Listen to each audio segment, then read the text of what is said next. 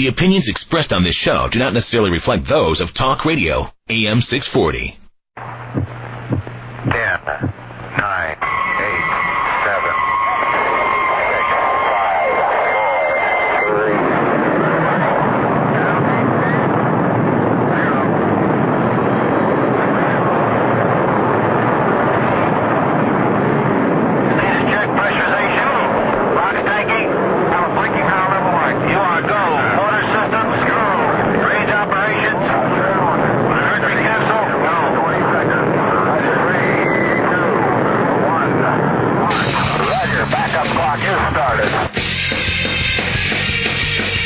Extreme radio for extreme times.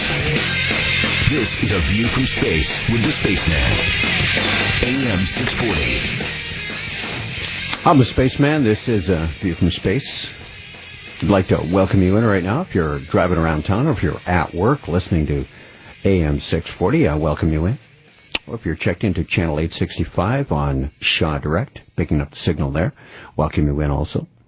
Or if you're listening to me on your 3 or 4G personal communication device via the Stream the World software, welcome you in. Or if you're where some call the best seat in the house to check out A View from Space, sitting in front of your Mac or your PC at home, logged on to 640toronto.com, picking up the live audio streaming, I welcome you in. Wherever you are in the world, I welcome you in. The ancient name of this holiday that's coming up that everyone is all pumped up about and gets that way every year, and it gets bigger every year, Halloween, actually has another name. Its very first name, Samhain, spelled S-A-M-H-A-I-N. Samhain, as it's pronounced. And it's kind of deceiving, isn't it? Because it doesn't look anything like it would be pronounced. That's because the entire holiday, the entire ritual surrounding it, and its name itself is deceiving. It's being promoted to today's world as one of the rivals to Christmas, fast becoming one of the most popular. So we're told. They'll have the figures to back it up because, you see, this is the new coming religion to replace the old religions we have now in this new world order that's coming. Its origin, Samhain, goes back to a pagan witch's Sabbat called All Hallows Eve. It is the Druids' New Year's Eve, because November 1st, the day after the eve of October 31st, November 1st, is the Druids' New Year. The Druids are the ones that are running our world today and are the source of the black magic spells that I've talked about so often on this show. And it just so happens that they have nailed the day down, the exact day down, to when the 7th billionth person on the planet is to be born. Now, how they could keep track of that to round it off to 7 billion, well, you'll just have to use your imagination, because that's what they've pretty much done themselves. The 7 billionth person is to be born November 1st. It's New Year's Day for the Druids. How appropriate. They're going to be telling us soon, after this 7 billionth person is born, that there are too many of us. That becomes a problem, because the New World Order is only going to have a select few that will be around to enjoy. So you get a pretty good idea of what they have in the back of their mind. Culling the herd, as they say, has been done over and over in the history of man. If you'll check your history, you can see plagues, famine, and world wars. They're the greatest colors, with the most in such a short time, the most deaths in a short time.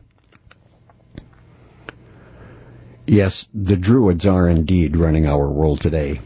Absolutely all of the news events these past few weeks have been actually leading up to this satanic festival ritual known as Samhain. This particular Halloween is of great importance to the Illuminati, though. The numbers 17 and 42 have been flashed over and over again to the viewer watching the Illuminati-controlled mass media pictures purported to be from Libya. If you've listened to this show, you'll know that that is not where I believe the pictures that documented the Libyan uprising were coming from. 17 and 42, those numbers flashed over and over again. 17, of course, is Osiris's death date, the very first sun god to be born in the ancient Egyptian mystery religion. His date was on the third month of Athir in the Egyptian calendar on the 17th day, the death date of Osiris. The death is not really a death for the sun worshipper. It is rebirth. He went directly to the sun to become God. So 17 is rebirth. 42 is another interesting number that's been flashed over and over again. I've already revealed what the Arab Spring is truly about on last week's show. If you missed it, I'll quickly recap and explain it to you quickly. Again, these nations experiencing this so-called Arab Spring are all under the guise of bringing about democracy and freedom, will in reality become the seventh region of a final 10 regions that will form the New World Order that is now imminent. These countries like Yemen, Tunisia, Bahrain, and Egypt will all be in one region, an economic region. The world will be broken up into a final 10 regions. North American Union will be one, comprising of America, Canada, and Mexico. The European Union will change its form. I believe very soon the UK is going to drop their pound, and after a bitter fight, of course, between Clegg and Cameron, the two co-leaders of Britain. Clegg you don't hear much about, but you will soon. He will be for changing over to the euro, and then Cameron, of course, will defend the pound and lose. Then changes will come to the EU. Some players will be kicked out. Others, as like I said, the UK will join. It will be a stronger European Union. Then we will have the trade war. Once we have the regions broken into their respective 10 categories. So in short, that's really what this Arab Spring is about. It's actually just forming the 7th region, which is comprised of a part of the Middle East and North Africa. That's why these leaders are all being changed up. They will be complicit in banding together to become this 7th region. When I come back, I'll tell you about the number 42, get deeper into Halloween, and the planet Jupiter, who has arrived. The the closest spot it's going to be for a long time.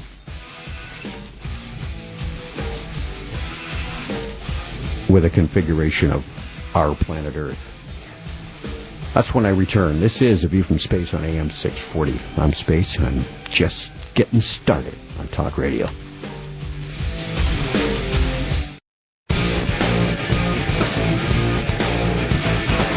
Extreme radio for extreme times. This is A View from Space with the Spaceman on AM 640. I'm the guy that calls Space. This is A View from Space on AM 640. Talk Radio. I communicate by email. I have two addresses, space@640toronto.com is one, and spaceman@640toronto.com is the other. Just before the break, I was talking about two numbers that have been flashed on the screen over and over in the past few weeks, actually months. The number 17 and the number 42. Now, our destiny, according to the Illuminati, is written in the stars. Osiris, with the number 42, there were 42 gods who judged the people who were about to enter the netherworld, and Osiris was the gatekeeper. You had to pass the weighing of the Ma'at. A feather of truth was put on one side of the scale and the person's heart on the other.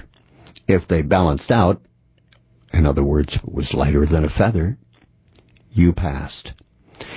And you would have to be judged according to your deeds and pass 42 criteria to get into the netherworld. This is where the 42 comes from. Also connected, as I'll show, that planet Jupiter is also figuring into this quite deeply. Now, this has already been put into our subconscious. It's already been sent to us in messages. Entire brainwashed segments of our population already know about The Hitchhiker's Guide to the Galaxy. The author Douglas Adams explains how he came up with 42 as the answer to the meaning of life, the universe, and everything, which in his novel takes a computer called Deep Thought 7.5 million years to compute. Why the number 42? The answer to this very difficult question is very simple, Douglas Adams said. Flat out, he said it was a joke. It had to be a number, an ordinary smallish number, and I chose that one, he said. He goes on to conceal the hidden meaning by saying binary representations, base 13, Tibetan monks are all complete nonsense. I just sat at my desk, stared into the garden, and thought, 42 will do. I typed it out. End of story. For his book, Hitchhiker's Guide to the Galaxy.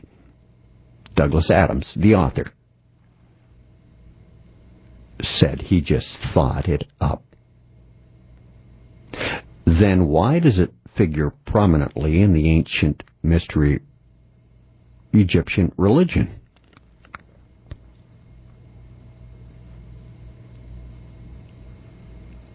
What Doug Adams, the author, doesn't admit to is that his seemingly flippant behavior and answer is a grand example of gnosis in action. Gnosis inspired by staring into the garden. Knowledge is gnosis. Learning different things to go to higher levels is gnosis. Nature inspired gnosis, as a matter of fact, as he stared into the garden. Get it? In The Hitchhiker's Guide to the Galaxy, also known as H2G2 for short, after deep thought, the computer's unsatisfying answer, the Earth is built as a supercomputer to determine the question. So, before the quotient is determined, the Earth is blowing up in his book. Once again, Adam's literary work becomes a rabbit hole into deep gnosis, or knowledge. Because the Earth is a computer, and the answer to the life, the universe, and everything for all of us is 42, the book states. What he didn't realize is, or that he keeps hiding from us, is that the biospheric computer known as the Earth, that he lived on and was a functioning part of, gave him the answer he would use in his story. Staring into the garden says it all. A plant concoction ritual in the satanic world of the occult can take your spirit to the planet Jupiter, where you may supposedly converse with the beings that live there and learn from them. Put more simply, you'd think you're going to be carried all the way to Jupiter once you drink this plant concoction or brew, but you're merely getting stoned and talking to demons who you've opened yourself up to. This is what happens at Halloween when you become someone in a costume. You become not yourself, someone else. We should keep our own identity, if you know what I mean, because I'm talking about possession here. A plant concoction ritual, such as this drink, to get to the planet Jupiter and converse with the beings that live there to learn from them, is a ritual in the satanic world of the occult. This ritual drink or brew is made up of 30 different plants. 3 is the royal number because Jupiter is the king planet. It's the largest planet in our solar system, we're told, and the stipulation is before you drink the concoction of the plant brew,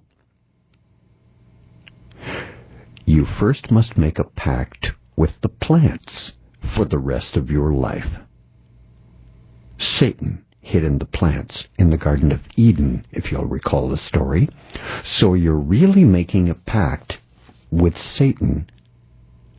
The plants are merely a symbol of him. Remember, the son of Satan, Cain, was a farmer. And so it was when Samael, Satan's spirit, entered the snake, he hid in the foliage to beguile Eve, which tells you plants. Correct? Plants hid the serpent until the time was right. So after this pact is made, a relationship with the beings of Jupiter is established in this ritual, and the brew made from the plants, the drug, is what's needed to take you there. Take the symbol RX, for example, which is the symbol today for all of our drugstores.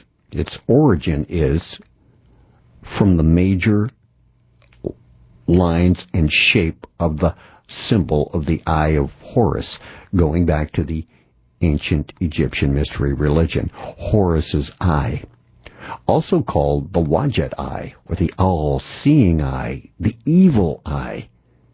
It became a symbol later for health. Totally the opposite. The Egyptians considered it a symbol of good and restored health. In a cursive form, RX is found in medieval translations in the works of Ptolemy the astrologer as the sign of the planet Jupiter. That's why it was used as symbols of in horoscopes and on formulas containing certain drugs made to ingest into the body, so that the harmful properties of these drugs might be removed under the influences of this lucky planet.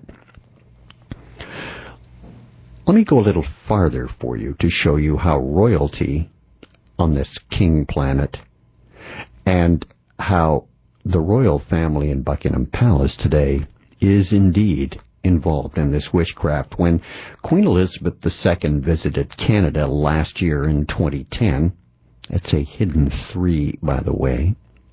2 and 1 are 3, dropped the zeros in 2010. On July 3rd is when she landed. I must point out again the 3. She visited the new James 2010 airport in Winnipeg, Manitoba, Canada. She unveiled a statue along with a shrub plant at the Manitoba Legislative Building. You'll notice that they're always planting trees. They're always in the garden. Get it? We're talking about the family of Cain, originally farmers. That is Prince Charles' passion. Plants, seeds, horticultural areas in his life are the most important to him, he tells us. So, we have the Queen last year landing in Manitoba to visit Canada on her Diamond Jubilee. More on that when I return on Talk Radio at AM 640. This is A View from Space.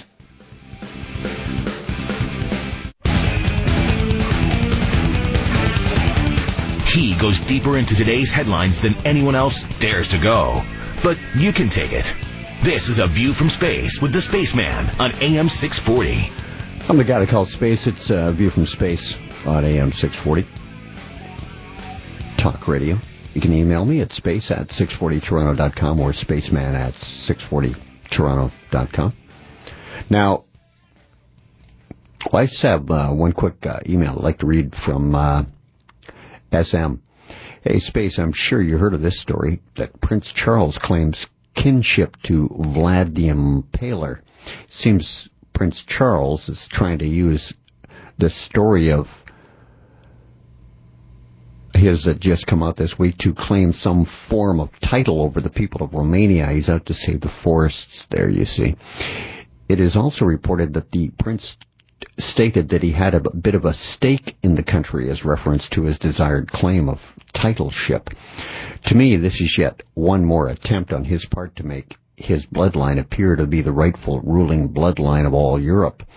Knowing how these people operate, Space, I know that there are hidden meanings that are also to be applied to this new revelation from Prince Charles, seeing how Vlad the Impaler is associated with Dracula.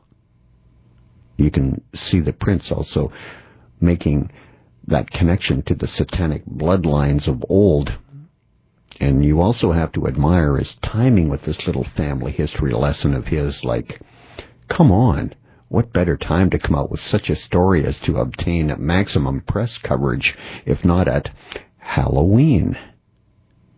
Signed SM.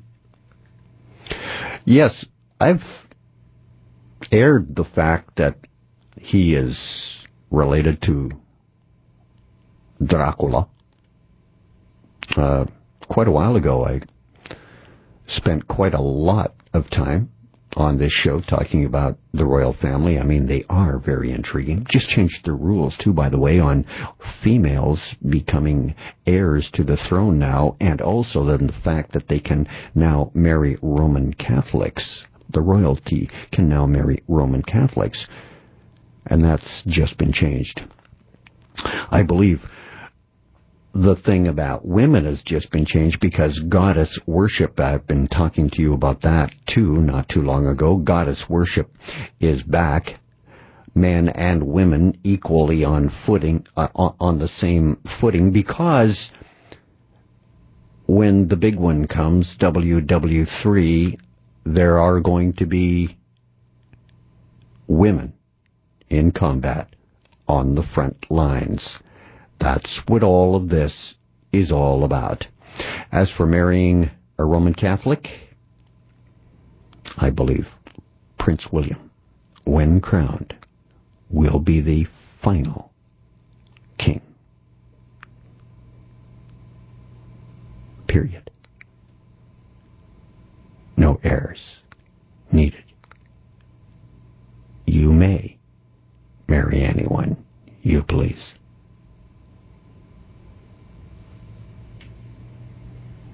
Yes, I believe we are that close. Now, back to the Queen's visit last year to Manitoba, Canada, one of our 10 provinces. She is inextricably tied into the number 42. You see, she attended an unveiling of a new statue of herself on the lawns of what some people call the Manitoba Legislative Building. I call it the Jupiter Temple, because that's exactly what it is. So she was unveiling this new statue of herself on the lawns on July 3rd last year at the Jupiter Temple at exactly 4:20 p.m. Now, I can't make this stuff up.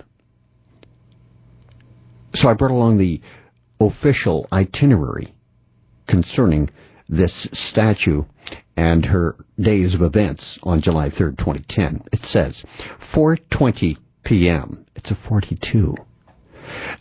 Statue unveiling and tree planting, followed by a walkabout, a public event accompanied by the Premier of Manitoba. The Queen unveils a statue of herself created by the late Leo Moll, Manitoba's most famous artist and sculptor. Moll created the statue of the Queen for her visit to Manitoba in 1970. It stood in the courtyard of the Manitoba Centennial Centre, but was recently relocated to the garden of Government House. The Queen and the Duke of Edinburgh, her husband, also plant a shrub in the Government House garden to be renamed the Queen Elizabeth II Gardens. This shrub, the Amber Jubilee 9 Bank, was specially created in honor of the Queen's upcoming Diamond Jubilee. The planting will be followed by a walkabout where the Queen and the Duke of Edinburgh will meet a broad cross-section of Manitobans, including visually impaired youth, Girl Guides, the Monarchist League, and the Manitoba Corgi Association. She arrives in Winnipeg as the first person ever to use the new James Armstrong Richardson International Airport.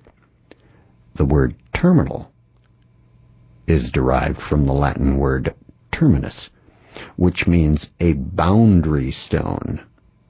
It is used to describe the end of the road, the terminus, as they say in Quebec when you get to the end of the bus route. Terminus, the bus driver will say. The terminal comes from this word, the Latin word terminus. In Rome, terminus was often equated with Jupiter. In Rome, the temple of Jupiter, Optimus Maximus, was said to have been built on top of an older shrine to Terminus. Terminus was often referred to as an aspect of Jupiter, referred to as Jupiter Terminalis. Interestingly enough, is that the movie release in 2004 called Terminal, directed by Kabbalist Steven Spielberg and starring Kabbalists Tom Hanks, Catherine Zeta-Jones, and Stanley Tucci. The plot of the movie is Tom Hanks arrives at JFK Airport in the United States, but finds he's not allowed to enter the United States. While he was en route to the U.S., a revolution started in his home country of Cracovia, and due to the Civil War, the United States no longer recognized this Cracovia country as a sovereign nation and denies Victor's entrance to the United States, and he's unable to leave the airport. So he is stuck in, well, the end of the road, the terminus, the terminal, or the netherworld. Another word could be purgatory, in between heaven and hell, not really going anywhere, in suspension, in suspended animation. It's very like the Queen's actions were a ritual to confirm another earlier ritual performed in 2004, because Stanley Tucci, one of the actors in the movie, had already been to Winnipeg and visited the Manitoba Legislative Building, also known as the Temple to Jupiter, Optimus Maximus, by the way, for your information, strategically placed on the very top of the Manitoba legislature in Canada is a statue of a golden boy, as it's called. You know, Satan's favorite disguise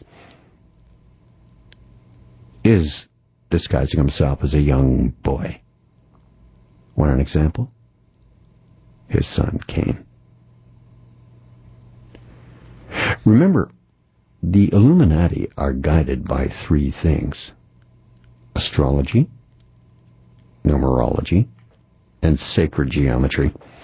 Astrology has played a huge role in ending the conflict in Libya. How, you ask? Well, this close encounter with the king planet sends the message: we are very close to the appearance of the new king that is to come.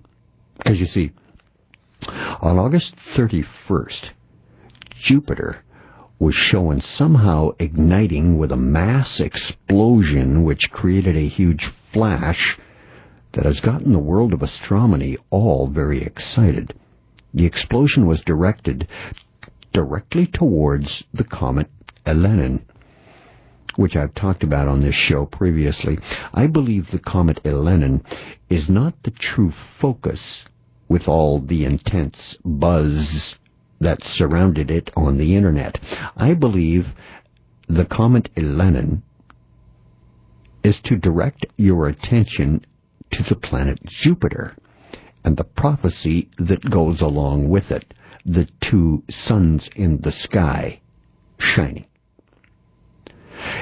Yesterday, just Friday, passed, October 28th, the date, the Earth passed between Jupiter and the Sun.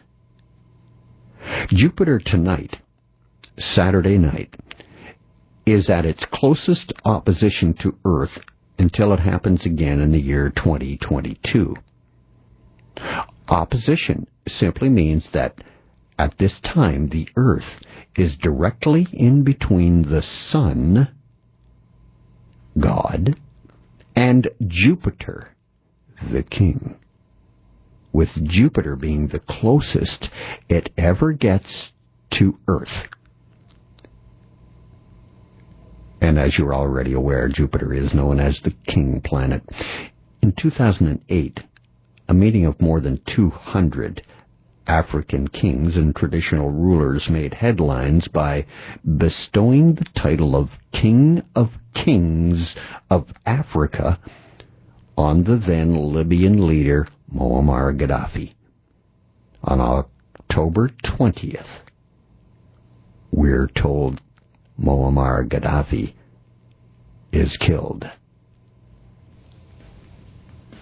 I believe this is the esoteric message that the old king is dead and a new king is to come soon. As the phoenix bird, which represents empires on the earth, the message is a simple one. A new king will arise out of the ashes and the destruction of the old king. Or, put another way, a new empire will arise out of the old empire and a new king to come with it. And that is exactly what is happening. Talk Radio, AM 640, View from Space, back in a moment.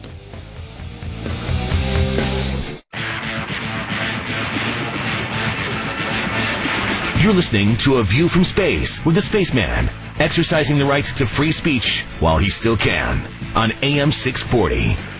Spaceman, AM 640. Talk Radio, it's A View from Space. Emails at space@640toronto.com or spaceman@640toronto.com. I get them either way. Thanks for writing already. I really appreciate the ones that have already come in.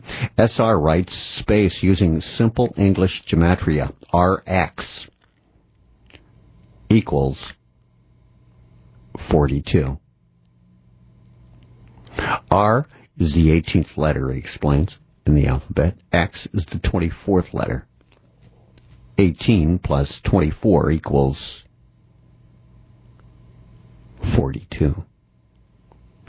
Do you see how their numerology is so succinct, so exact? The grand design, sacred geometry. It all seems to fit, doesn't it?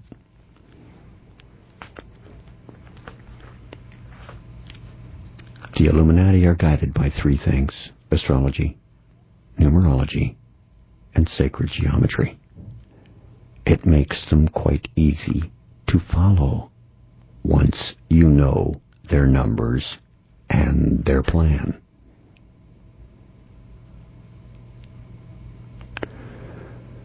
Jupiter came nearest to Earth at 19 hours Universal Time, 2 o'clock Central Daylight Time. Then Jupiter was only 369 million miles from Earth. 369. A hidden 18, which reduces further to a 666, the mark of the beast. Today's Saturday, October 29th, the Earth flew in between the Sun and Jupiter at 2 o'clock. And tonight,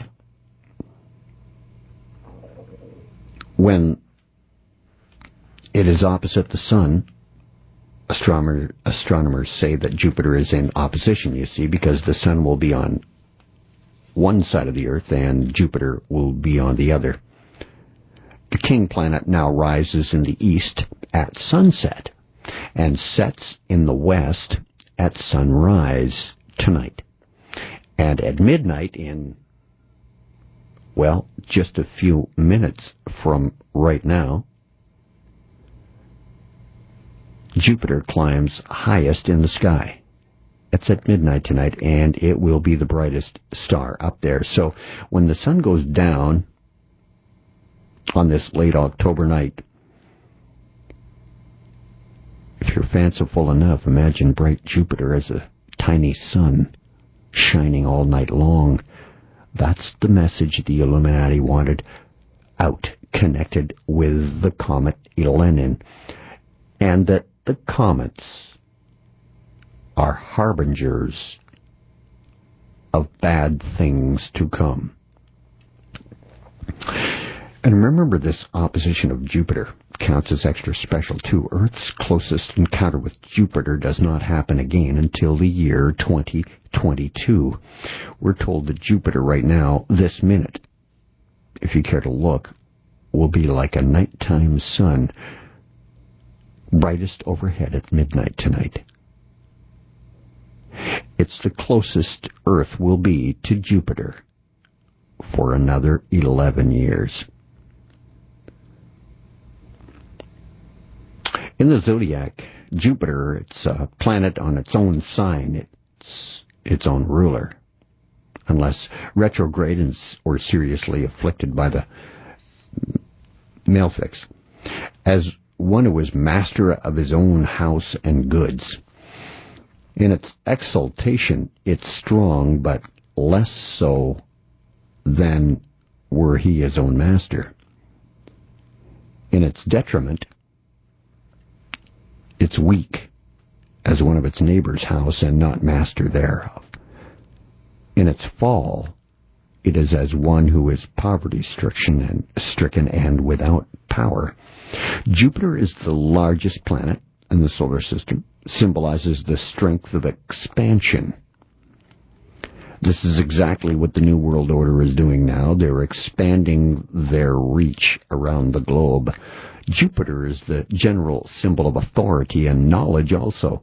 Science and sportsmanship are also under its reign. And last night, it took 7 games for the World Series to end. And it was won under the Royal Arch. If Jupiter makes a benign aspect, it increases possessions, makes rich and prosperous. On the psychological level, it gives a broad development and widens the horizon. It loves nature and natural methods. This is why the plant concoction ritual to talk to the demons who live on Jupiter. That is why Prince Charles is into horticultural things. Natural. He loves nature. The astronomical symbol for Jupiter has been described as a stylized number 4, which actually is in the shape of a 2 and a 4, or a backward 42.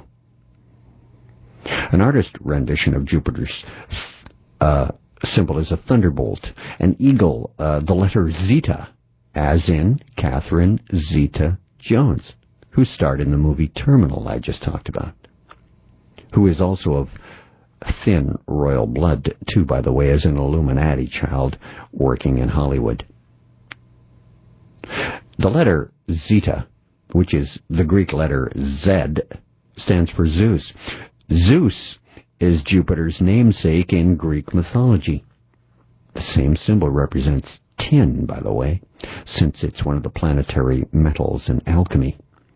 Jupiter was the Roman king of gods and the god of the sky and thunder. As the patron god of ancient Rome, Jupiter ruled over laws and social order. He was one of the 3 gods of the Capitoline triad with Juno and Minerva.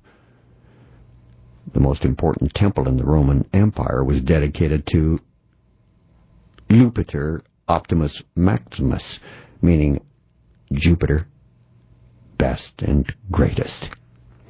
The number 42, occurring in the entertainment world, is almost countless.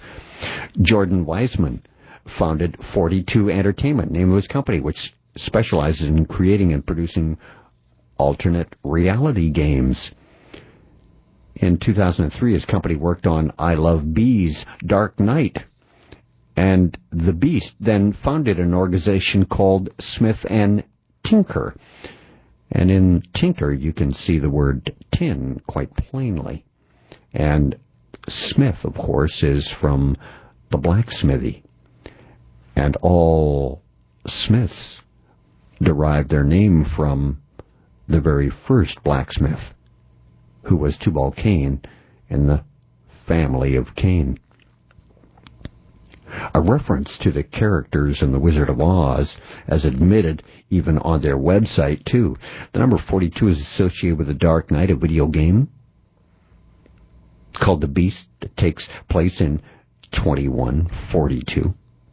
The Beast is also a television show featuring Patrick Swayze. Screenwriter Bruce Joel Rubin worked on Ghost with Patrick Swayze as a ghost in the 42nd Street subway. Swayze also in Donnie Darko with a rabbit and a 42 and a black dog with a 42 on his license plate. Bruce Rubin also wrote The Last Mimsy, featuring the 42 triangled Sri Yantra. Number 42 is prominent in Lewis Carroll's Alice in Wonderland also. I did a whole show on Alice in Wonderland when the movie first came out a few months ago. And Alice's Adventures in Wonderland has 42 illustrations. Rule 42 in Alice's Adventures in Wonderland is all persons more than a mile high must leave the court. Rule 42 of the code in the preface to The Hunting of the Snark, no one shall speak to the man at the helm. In Fit the First of The Hunting of the Snark, the baker had 42 boxes all carefully packed with his name painted clearly on each. And the White Queen announces her age as 101, 5 months and day, which is the best possible date is assumed for the action of through a day, which through the looking glass gives a total of 3,044 days, with the further textually unconfirmed assumption that both queens were born on the same day. Their combined ages would become 74,088 days, which is 42 times 42 times 42. Some commentators who have discovered this run of 42 all through The Adventures of Alice in Wonderland, that they believe that this was deliberate on Lewis Carroll's part. Joel Rubin was also the screenplay writer who wrote for the movie Deep Impact. 42 is a reflection of the Jupiter or tin symbol, as I've said before, and we're also informed that rainbows were created at 42 degrees. So the 42 is cleverly hidden in the movie The Wizard of Oz, as the monarch butterfly, which was played by Judy Garland, goes over the rainbow, over the 42nd degree. More on that when I return on A View from Space. Talk Radio, AM 640. I'm back in a minute.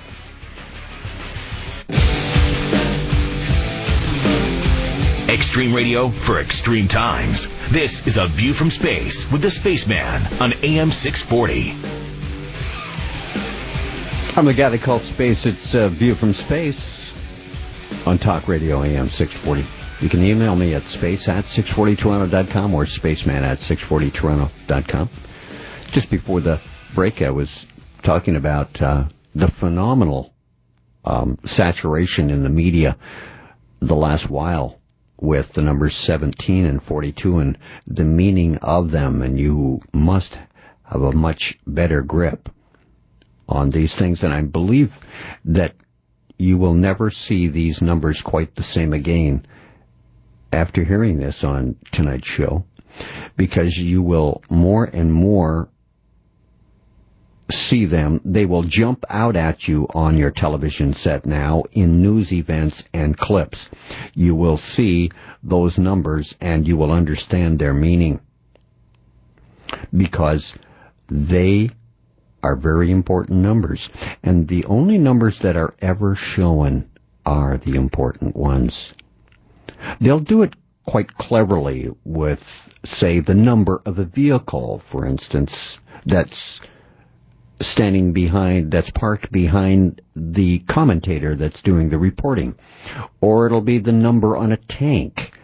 Or it will be a number on a person's shirt. But you can be rest assured it's going to be tied into the story. And the numbers are going to be the Illuminati's prime numbers. Because remember, their guides are astrology, numerology, and sacred geometry. So, I was telling you about how deeply these numbers are in our entertainment system,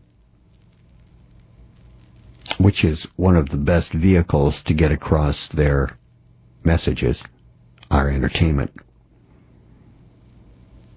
I told you about the number 42, cleverly hidden in The Wizard of Oz, the 42nd degree of the rainbow. See, rainbows are created at 42 degrees. Going over the rainbow, by the way, this is what Judy Garland, the monarch butterfly, did. She went over the 42nd degree, or rainbow. Believe me,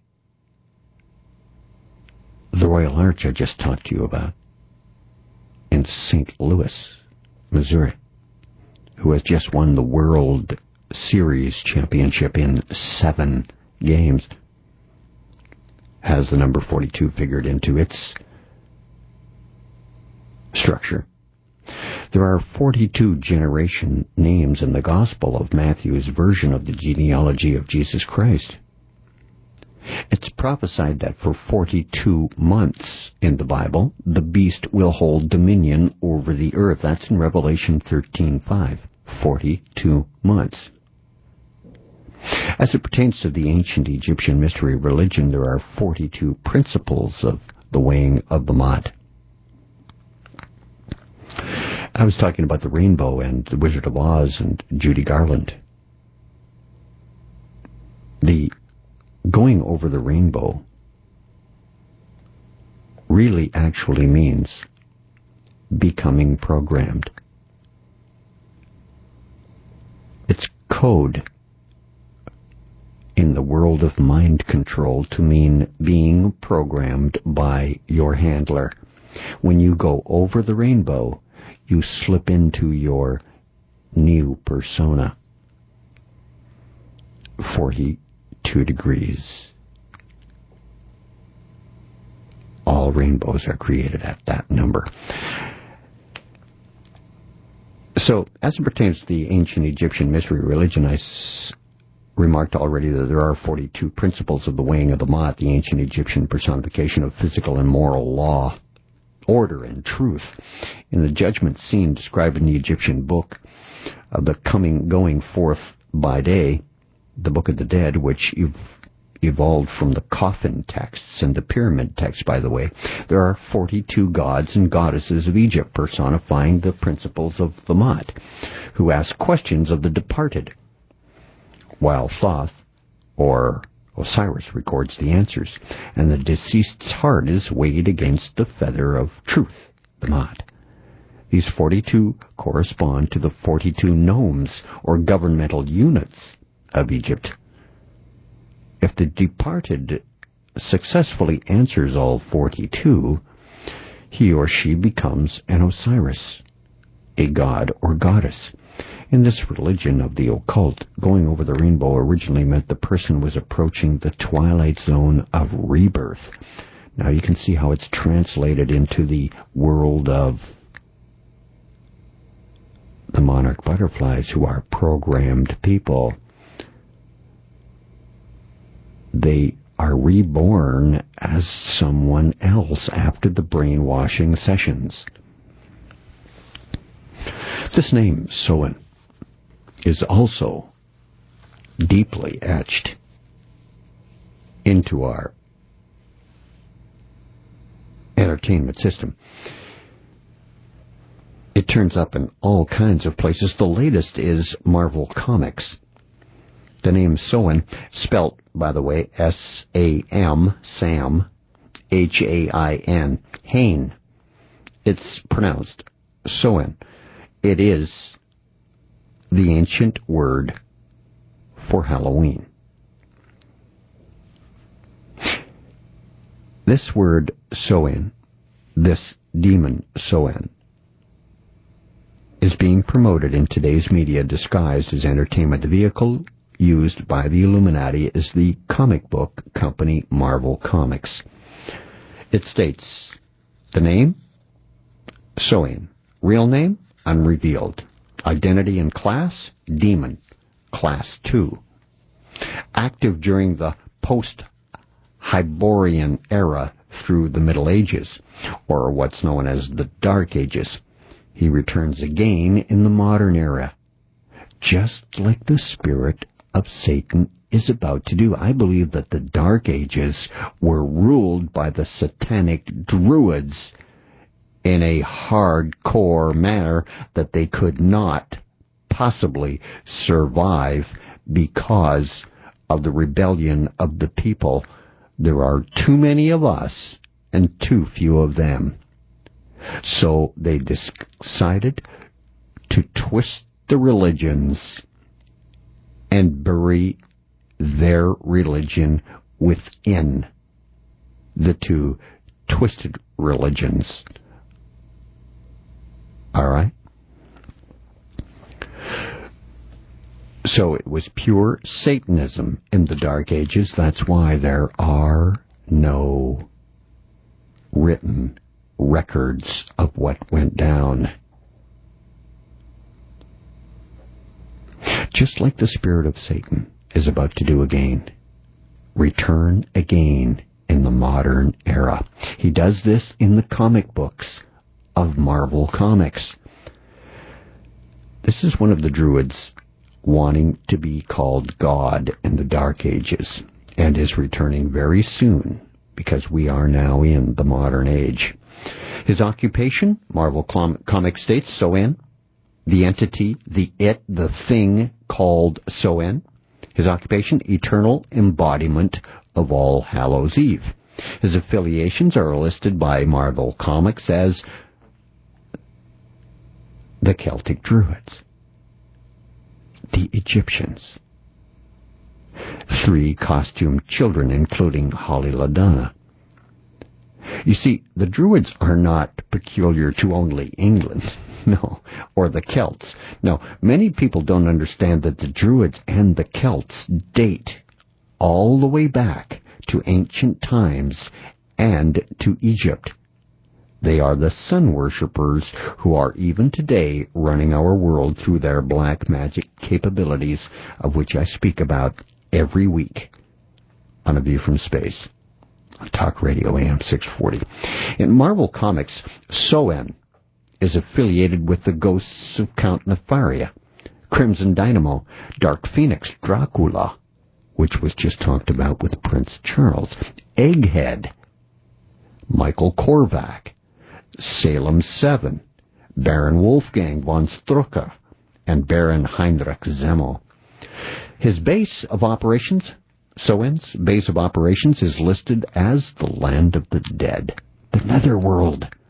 In the ancient Egyptian mystery religion, the Netherworld, ruled by the first and highest sun god deity Osiris, of which the numbers 17 and 42 are connected. Watch the Illuminati mass-controlled media, and you'll see these numbers made manifest. As I said, they've recently been on display all throughout the Libyan conflict and ultimate takedown of Muammar Gaddafi. And the number 42 is also affixed to the planet Jupiter, who just happens this weekend, a few days after the King of Kings of Africa, Muammar Gaddafi, is pronounced dead. The planet Jupiter arrives at its closest position to Earth for quite some time, in direct opposition to the Sun. The Sun on one side of the Earth, Jupiter on the other, giving Jupiter tonight its brightest look and its highest point in the sky. Tonight, Saturday night. Spaceman, AM 640, and A View from Space. Back with more in a minute.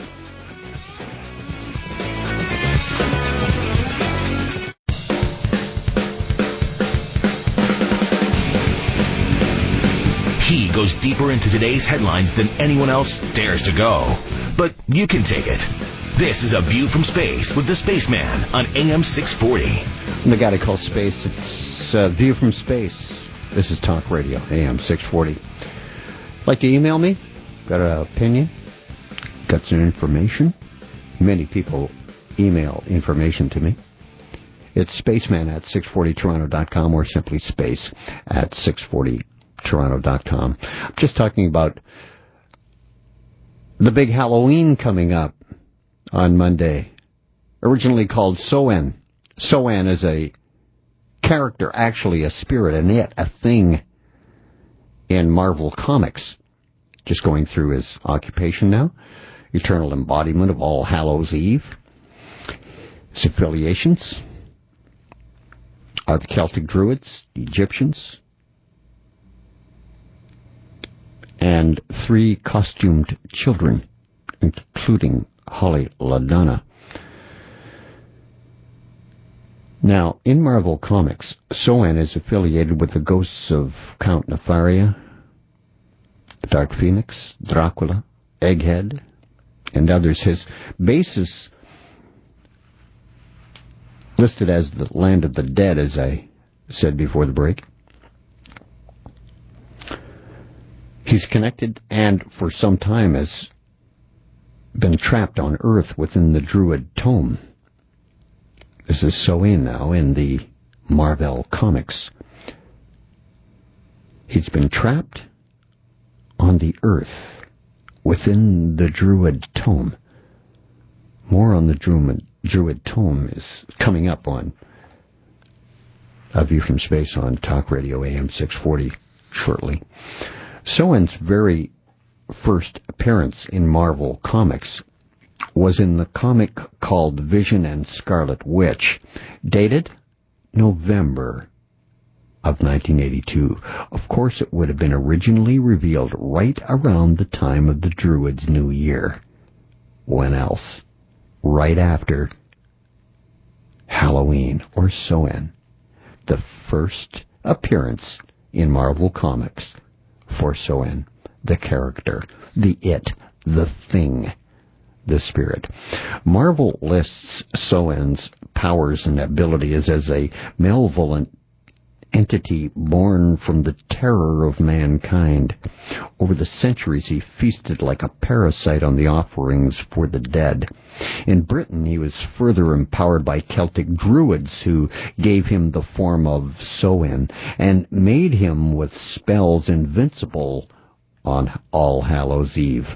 They also bound him to the druid tome, which is ultimately hidden and forgotten in Greymoor Castle. I remind you, again, I reveal much more about Greymoor Castle coming up in a few minutes. Soen was able to detect any kind of magic whatsoever. On Halloween, he was indestructible as long as the druid tome existed. He possessed vast magical knowledge and power that allowed him to create winds, turn humans into magically empowered slaves, and create insects and lizards from the thin air. Just so you understand, the druid tome that I speak of is a book of black magic information. All right. So that's why the druids gave him the power, because they used the information in that book to unleash him. Are you getting it now? He possessed vast magical knowledge and power that allowed him to create winds, turn humans into magically empowered slaves, and create insects and lizards from thin air. Believe me, the druids are turning people into empowered slaves to this very day through this druid tome book, using Soen, or the spirit of Satan, to create it. On Halloween, he was also the leader of the ghosts in the land of the dead.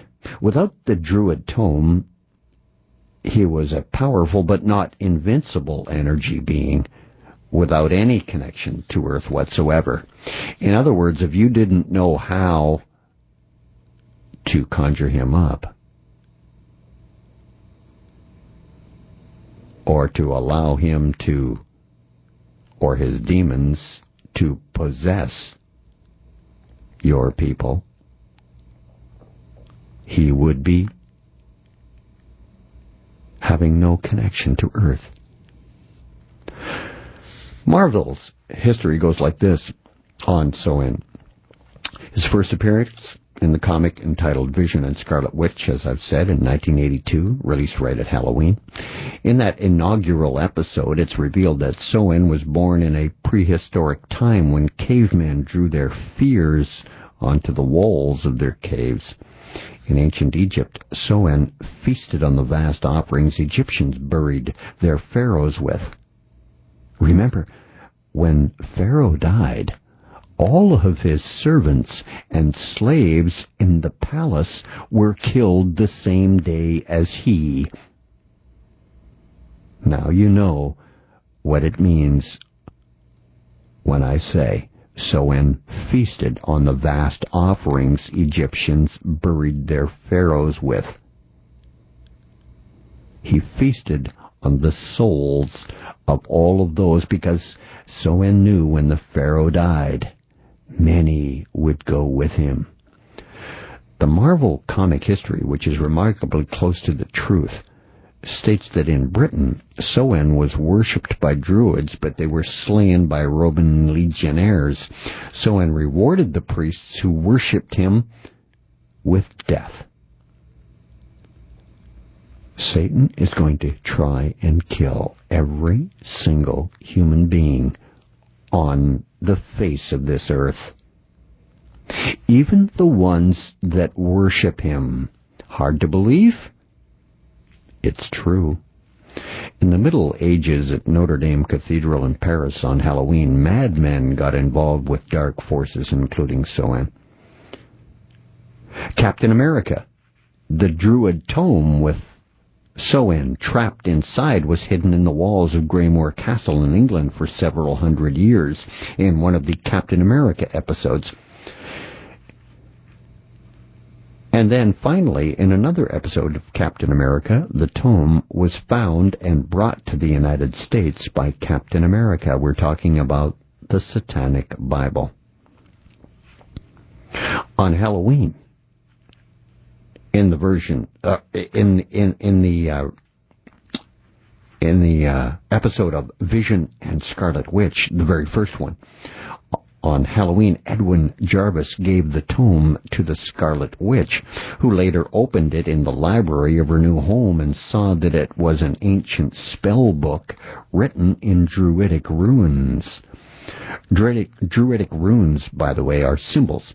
She couldn't read it yet, but instead of trying to decipher it right then, she spent some time with her husband, Vision. Unseen by them, the tome she had just closed and laid on a table opened itself again and turned its pages until the page with Soane's image was seen. Scarlet Witch saw it after her husband left, but wasn't disturbed by it because she thought she left it open herself in this episode called Vision and Scarlet Witch of Marvel Comics. The tome began to glow when it was hit by the moonlight. Suddenly the window was blown open and a light ball left the Druid tome and left the library through the window. Outside it enslaved 3 costumed children and turned them into monsters. They broke into the house and attacked Jarvis and Vision.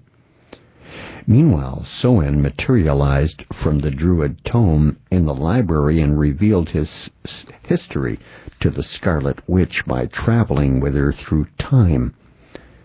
After that, the Scarlet Witch told Soane that her era had no use for Soane, but in return he told her how he was freed again from Greymoor Castle and how he got to the United States. He sensed Scarlet Witch's presence and knew that magic still lived in this age. He didn't know why the Scarlet Witch hadn't summoned him, but he was able to wait until Halloween, the day he was so strong enough to free himself again. Soane then attacked the Scarlet Witch with insects and lizards.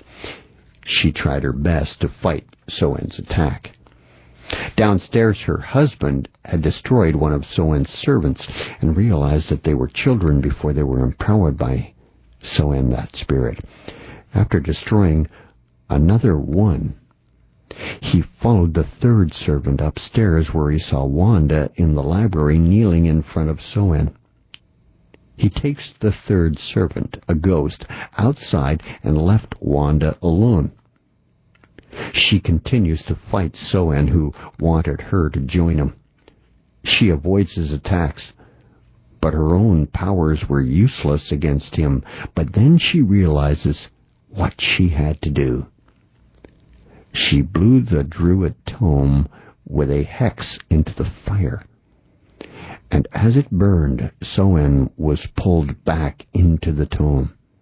The tome and Soane were seemingly destroyed. Only the ashes of the book were left. The 3 children were human again and woke up. The husband, Vision, then joined his wife in the library. In another episode, on Halloween, the Scarlet Witch talks to the ghost of Agatha Harkness, who tries to warn her from the threat of grandchildren and Soane, but is already too late. Wanda was pulled into the land of the dead by Thom, and as soon as she was there, the Salem 7 revealed to her that they needed her child to return to Earth. So-An watched as Wanda fled from the Salem 7 and other ghosts. He created illusions to slow her down for his servants, but the Scarlet Witch was able to fight them all off. So-An then tried illusions of Wanda's mother Magda and her adoptive parents Whizzer and Miss America.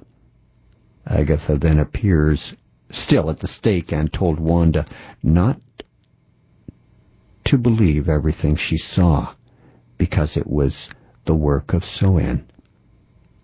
Illusion, who she couldn't oppose.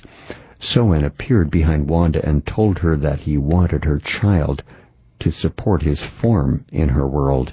In other words, he wanted to possess her child. The spirits in the demon world need bodies and are always looking. Your will decides whether they enter you or not. It's you either I will or I will not. That's your only power. He then explains to Wanda that he was still around because the tome he was bound to still existed, only in 1,000,000 fragments after it was burned, but it was still in existence, which made So-An as good as immortal as the book could never be destroyed. So-An begins to transfer himself into the child. Scarlet Witch tried to fight So-An, but again her powers proved useless, and she soon passed out. It's a Spaceman and a View from Space. Talk Radio AM 640, back in a minute.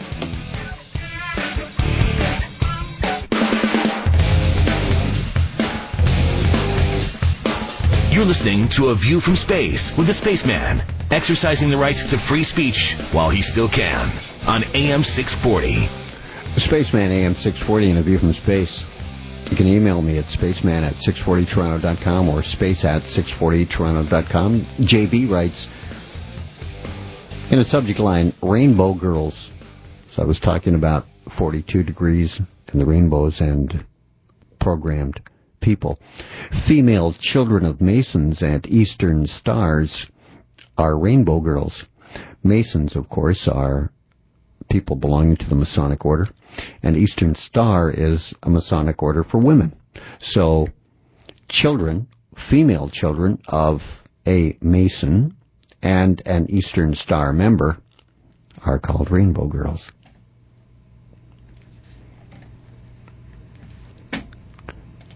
What a world we live in. Unbelievable. Hi, Space. Listening to you driving home. Thought it was interesting that one of my iPod apps is a calculator. Its icon is 42. Good night, Space. Signed M.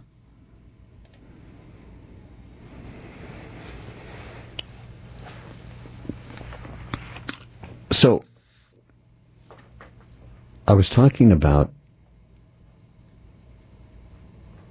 the book of the Druid's Tome, the book of magic, burned into 1,000,000 fragments, but it still existed, which made So-An as good as immortal, because the book can never be destroyed. You can never make anything disappear on this third-dimensional level you and I live in.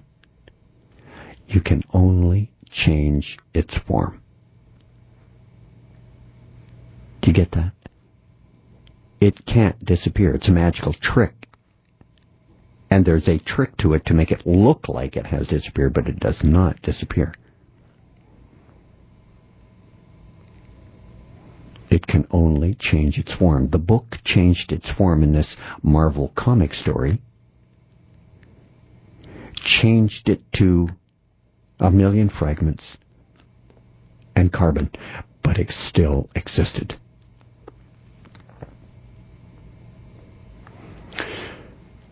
On Earth,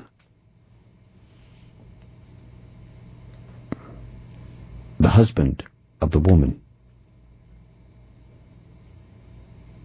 the Scarlet Witch, had reassembled the Druid tome and managed to destroy it for good by burning it down to its atoms. Soen felt it when his link to the earth was broken, and he couldn't hold the form of Soen any longer. But because he had already finished the spell, he became a pure energy being.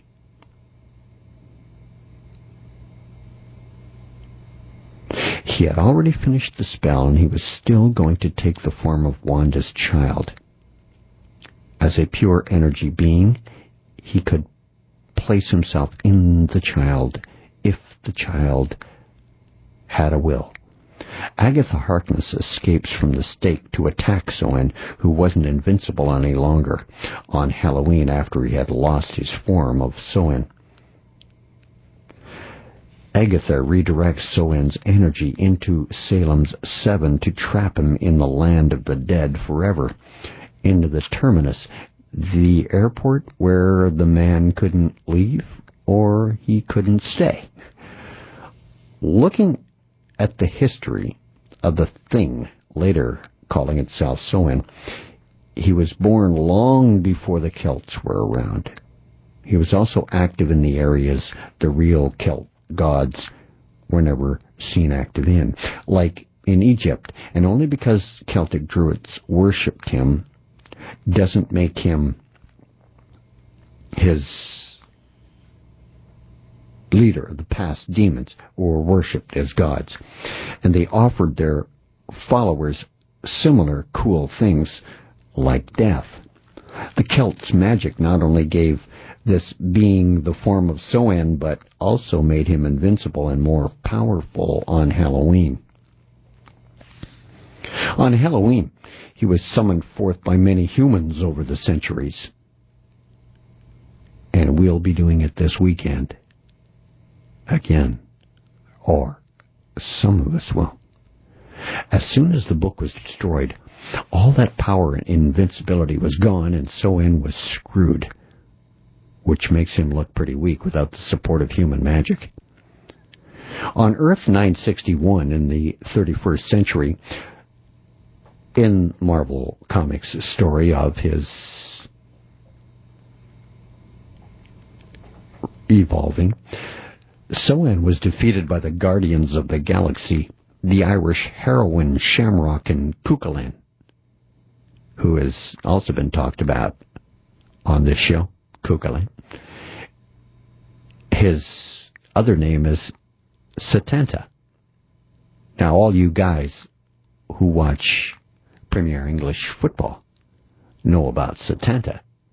That's the Irish television network that brings you the games.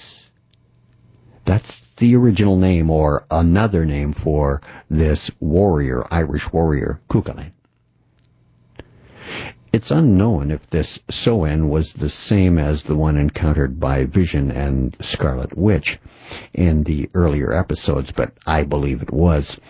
Some of the ghosts seen in Vision and Scarlet Witch were just illusions created by Soen. Magda, Miss America, and Whizzer were all illusions for sure. Some of the characters that have since been revealed to never have died were illusions also, as Strucker, Dark Phoenix, Count Nefaria, Korvac. Others, like the Salem 7 and Dracula, that were really dead at the time and have since then returned from the dead, were likely the real deal. Salem 7 were brought back to life in Avengers Annual 2000. Since their return, it wasn't mentioned that Soen's energy was trapped within him. Soen is spelt S-A-M, as I said, H-A-I-N. Now, I spelt it because Sam Hain is a reoccurring villain in the real Ghostbusters cartoon. Sam Hain. Soen, said phonetically, which is Sam Hain. So you see, Soen is not only around at Halloween, but is in our entertainment deep. In the Captain America episode, the Druid tome was kept at Greymoor Castle in England. Dreadmond Druid was after it, but he was defeated by Captain America and Cedric Rawlings. Cap and Cedric soon found the tome, and Captain America offered it to Cedric to decipher, but Cedric didn't want to, and Cap decided to bring the tome to the United States and give it to the Scarlet Witch. In Vision and Scarlet Witch, Captain America gives the tome to Edwin Jarvis. Jarvis then gives the tome to the Scarlet Witch in another episode in her new home in Leona, New Jersey. The Scarlet Witch couldn't read the tome and left it on the table because it was Halloween. Soen was powerful enough to escape the tome by himself. Scarlet Witch hurled the book into the fire in her library, and it was seemingly destroyed along with Soen, but was not. The ashes of the tome remained on Earth. After Soen had Wanda brought to the land of the dead, the ghost of Agatha Harkness contacts Vision, the husband of the Scarlet Witch, and told him, destroy the Druid tome. With the help of glamour and illusion, Vision realized they had to destroy the ashes of the book as well. Vision found a big part of the ashes on the ghost costume, which was worn by one of the servants of Soen. Glamour and illusion reassembled the tome as every ash flake was brought to them by the wind. The husband, Vision, then used his solar ray to burn it down to its atoms. With the tome destroyed, Soen lost his humanoid form and his invincibility on Halloween. Dreadmond Druid. He's a fictional character in the Marvel comic universe. Dreadmond Druid, also simply known as the Druid, was a subversive cult leader with knowledge of alchemy and advanced technology. See how all of this stuff is real? It's not fantasy. And it's being promulgated by Marvel Comics, which has, by the way, had a huge resurgence. It is another great vehicle for the message of the Illuminati. Listen, Dreadmond Cromwell was born in Caribou, Maine. As the Druid, he became a professional criminal and leader of his own Druidic cult. The Druid attempted an assassination of Nick Fury with his followers. He battled Nick Fury and the Shield. The Shield is a fictional espionage and secret military law enforcement agency in Marvel Comics universe. I believe Shield is the equivalent to our CIA today. And Black Ops. Special operations.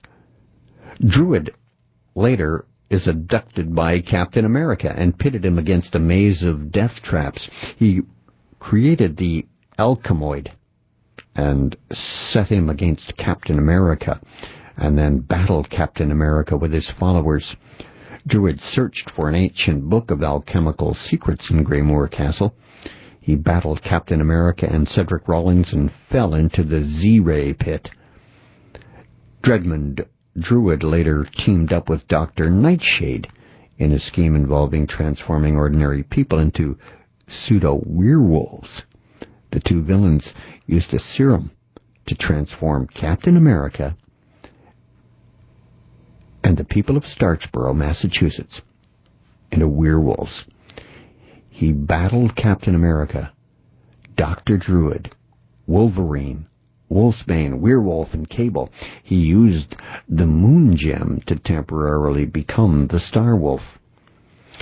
See the magic, the black magic that's intertwined through these Marvel Comics plots?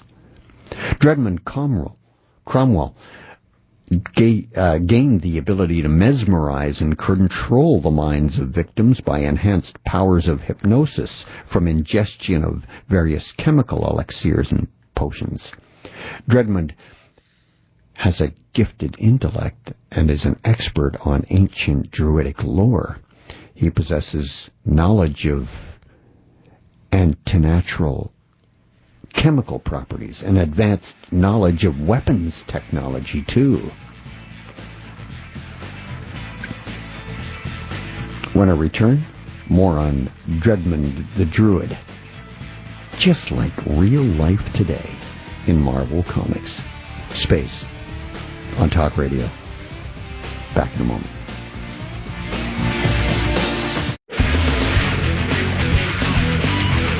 The ancient mystery religions, numerology, the Holy Grail decoded, and he goes deeper than a black hole into today's headlines. This is A View from Space with the Spaceman on AM 640. I'm the guy that calls Space. You can email me. Two addresses, spaceman@640toronto.com or space@640toronto.com. Thanks for the ones I've received. I really and truly appreciate them. Dredmond the Druid sometimes wears light body armor in his appearances in Marvel Comics. He has designed a wide variety of weapons because of his knowledge of weapons technology and Druidic lore.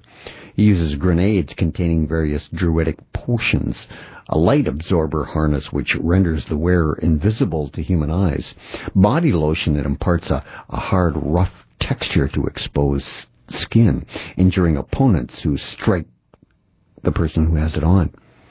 Soundless, egg-shaped, high-speed flying craft, which I believe are drones, and various ancient Druidic elixirs and potions are part of his arsenal. He also uses Satan's eggs, which are egg-shaped attack devices on two types, remote-controlled maneuverable high-speed missiles and robotic ground tanks, both types equipped with various high-technology offensive weaponry, included thermal rays, multi-jet guns, and traction nodules, just as in real life. Now, I believe Greymoor Castle, where this book called the Druid Tome was kept, was a real place, not fictional at all. I believe it was originally built on top of a piece of real estate in London, England, known as the Chislehurst Caves.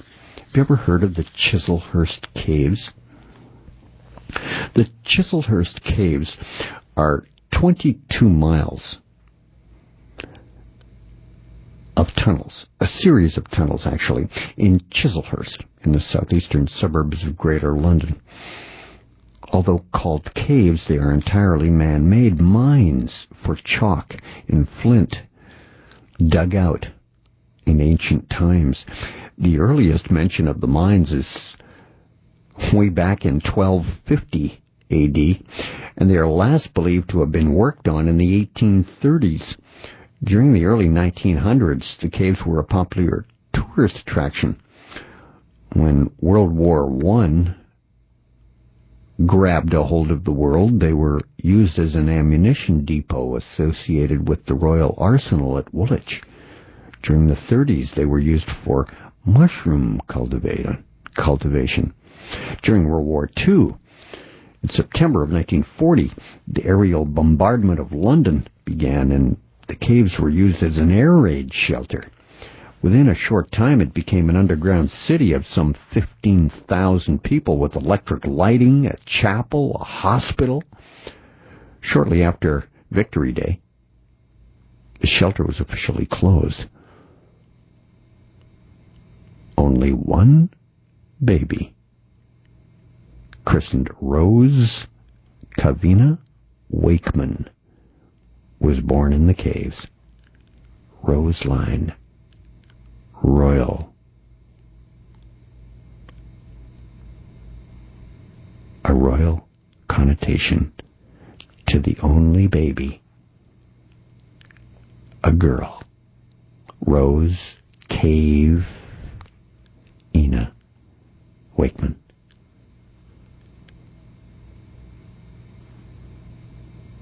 Waking up man from a cave is the Roseline, all in that name. In the 1960s, the caves were used as a music venue. That's right. During the British rock invasion, it was used as a music venue. You see, the Druids, who are in control of the world today, have their hand in absolutely everything. I sure hope you caught the episode of A View from Space on Talk Radio AM 640 on Prince William and Catherine's wedding.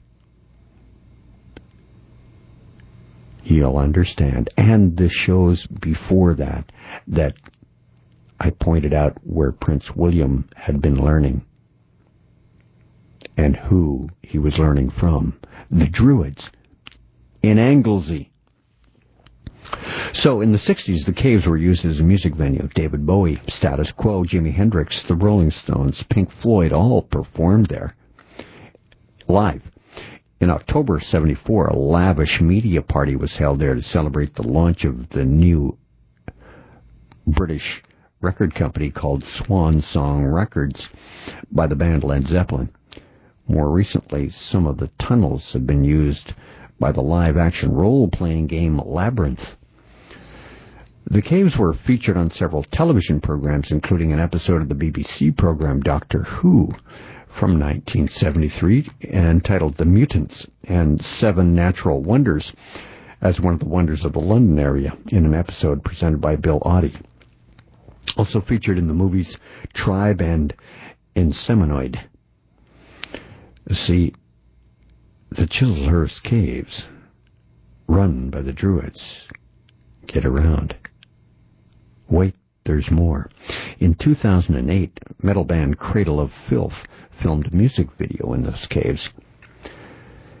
And in 1903, William Nichols, then vice president of the British Archaeological Association, produced a theory that the mines were made by the Druids. This is no theory, this is real. His theory went that the mines were actually made by the Druids, the Romans, and the Saxons. This theory was used to give names to the three parts of the caves. Tour guides actually even mention the Druid altars and the Roman features during their tours, because you see, it wasn't a theory at all. Mr. William Nichols, the vice president of the British Archaeological Association, was linking the Chislehurst Caves to the ancient Druids who have always run that island and now are running the world. There's a water well of Roman origin in Chislehurst. This was originally 90 feet deep, and it was used before World War II as a wishing well. In fact, at the beginning of the war, about 20 pounds worth of copper was recovered from the bottom of it at one time. It's a Roman masterpiece, well over 2,000 years old. On windy days, there are strong currents of air coming up from the bottom of the well, and it's believed that the underground stream, which once supplied the water level, dried up, leaving a clear, accessible way to the caves below.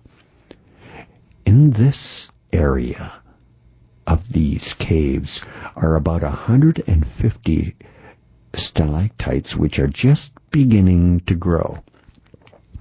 As the rate of growth is only about an inch every 1,000 years or so, they're only about 500 years old. On the wall, there are stains which are caused by the minerals which seep through the chalk in the water, because they're all chalk mines. The red-brown stains at the near end are caused by iron minerals, and the blue a little further along by copper minerals. There's a Druidic temple located right there. This temple was first discovered about 60 years ago by a Professor Nichols, one of the foremost archaeologists of his day, of course. Now, when he came into the temple in 1905, there was on the altar at that time a block of stone with the imprint of a human body on it. This imprint was the size of a boy or possibly girl, aged young, between 10 and 14 years old.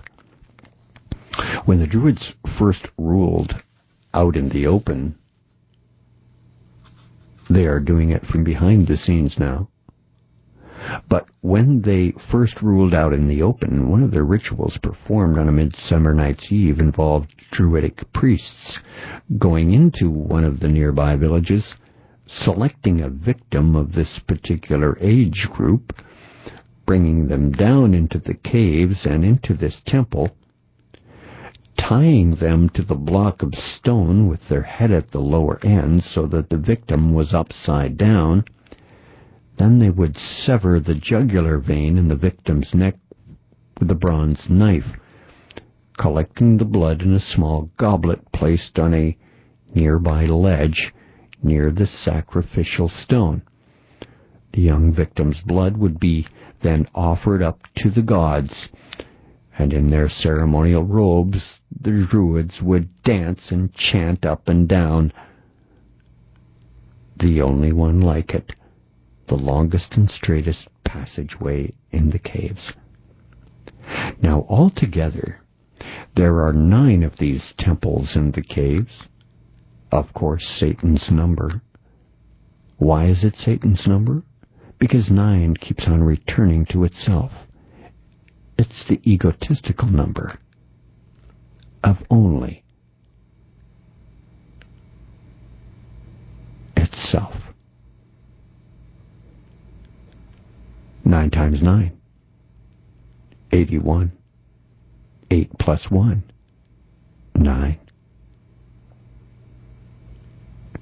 2 times 9, 18. 8 plus 1, 9. Continue it in your head if you like, but it'll always come back to itself. So as I said, 9 of these temples in Chislehurst caves for sacrifices.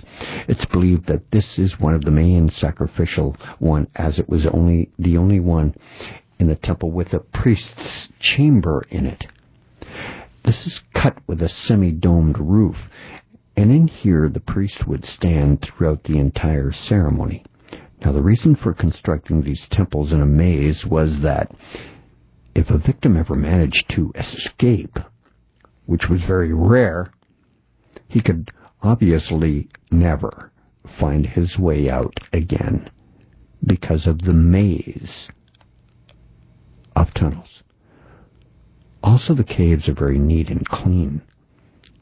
This is a typical form of Druid construction with the walls almost perpendicular, the roof flat, very high, the floor itself very hard limestone. It was, of course, worn down to a pebbled effect by the thousands of feet that have walked over it over the centuries. Yes, the Druids are here and are in control. Take David Berkowitz, the son of Sam, serial killer. He said he was simply a lookout for an evil satanic cult who actually performed the murders that he was accused of committing. He went even further to state that Sam, in the son of Sam, comes from the name of the Celtic god of the dead, Soen, Samhain. Also, the spirit of Satan that possessed the snake to beguile Eve in the garden was called Samael. This is the origin, too, of the phrase, and you must have heard sometime in your life the phrase, "What in Sam hell is going on here? What in Sam ale is going on here?" Sam, hell, get it? It's an allusion to the spirit Satan. Space. Back with more. Talk Radio AM 640. In a minute.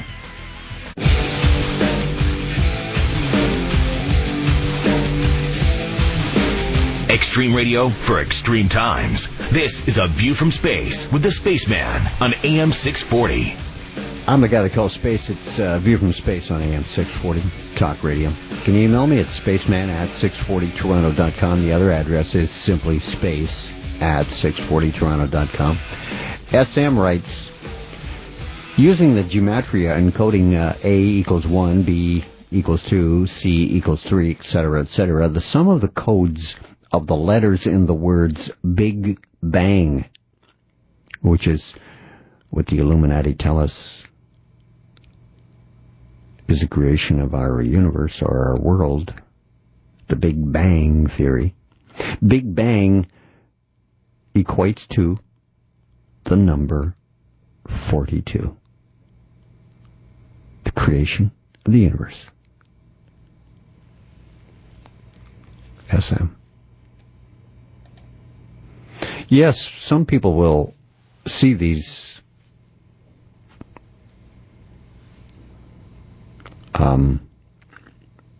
should I say, proofs as coincidences. But there were way too many coincidences to keep thinking that once you start to look deeper and deeper into the occult and what is happening today and what is in our entertainment or disguised as our entertainment. They're, in fact, indoctrinations of all types of symbols and of thought patterns. Believe it or not, that is the black magic of being able to turn free people into slaves. Before the break, I was talking about David Berkowitz, son of Sam, said he was simply a lookout for an evil satanic cult that actually performed the murders. See, he was found guilty of killing, I believe, 6 people, wounding several others in the course of 8 shootings in New York between 76 and 77. Berkowitz later changed his confession to say that, well, okay, he was only the shooter in 2 attacks in which he says he killed 3 people and wounded another. Berkowitz also claimed that the other victims were killed by members of a satanic cult that he was a member of, though he's still the only person charged with or convicted in the shootings. There are quite a few members of the police and courts who were close to this case admit that Berkowitz's claims are in fact true. According to John Hockenberry, formerly of MSNBC and National Public Radio, said there were many who were involved in the original Son of Sam case and suspected that more than one person was committing the murders. Does this not remind you of the West Memphis 3 that I talked about a few weeks ago? And the woman that got off, the American woman that got off, the satanic murder in Italy, killing an English roommate.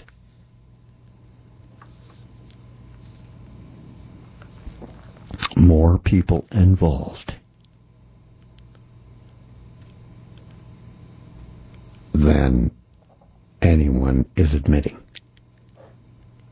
The Son of Sam case, by the way, is not old. It's been reopened a couple of times. First in 96, and as of 2004, was still considered open. But do you think they'll ever bring the cult to justice? Especially when the cult may be the justice system itself. You see, the Druids run the justice system. That's why it's the way it is. And they're causing a lot of chaos with the justice systems around the world. The Liebhaer Gabala Irene, it's a book of the conquest of Ireland. or more commonly known as the Book of Invasions, you'll find that our holiday coming up Monday, All Hallows Eve, or Soen, is a guardian of the herds, who is the brother of the healer, the god Kian. Soen looks after Kian's cattle. Cattle were very important to the Celts, you see, who were a herding people. The livestock represented wealth because the animals were the source of their food and clothing. This culling of the herd's history is the basis for the reason why the date of the United States elections is always the first Tuesday following the first Monday in November. What's so special about that? Soen, or Halloween as it's called today as the Druids' New Year's Eve, 3 days after this most important night of Soen, New Year's Eve, the people were allowed to kill the animals needed to last them through the winter. You see, time stopped. There was no time. Time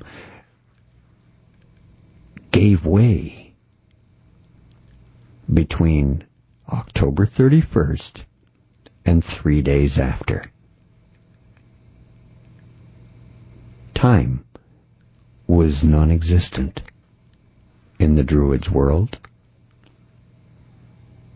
And after that time, the royal number of 3, the people were then allowed to kill the animals. Well, it just so happens the American election is the first Tuesday following the first Monday in November on even-numbered years. Exactly the same ritual takes place on America's election day as it did in the ancient times. Only the slaughter, the killing of the animals, the American elections are the slaughter and the killing of the voters.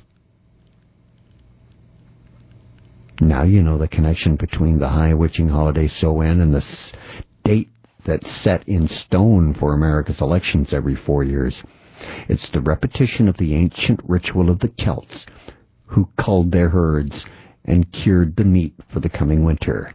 Exactly how the Illuminati cull the herd and cure the meat for their next tenure in power.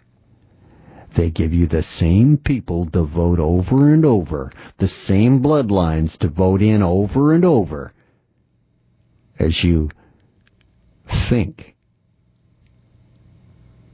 you're performing a task in a democracy, picking your own leader. No, you're not.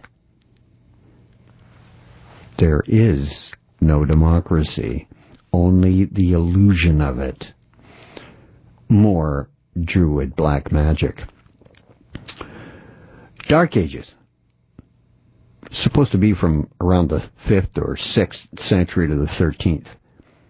It was about 700 years of unwritten, unrecorded history in any way, shape, or form. Why? What are the gatekeepers of information on human history trying to hide? Some research shows the 5th and 6th centuries in Britain, at the height of the Saxon invasions, were known as the darkest of the Dark Ages, in view of the societal collapse that really characterized the period and the lack of historical records compared with earlier Roman era, before the centuries that followed. Further south and east, the same was true in the former Roman province of Dacia, where the history after the Roman withdrawal went unrecorded for centuries, as Slavs, Avars, Bulgars, and others struggled for supremacy in the Danube basin. And events, by the way, there are still disputed to this very day.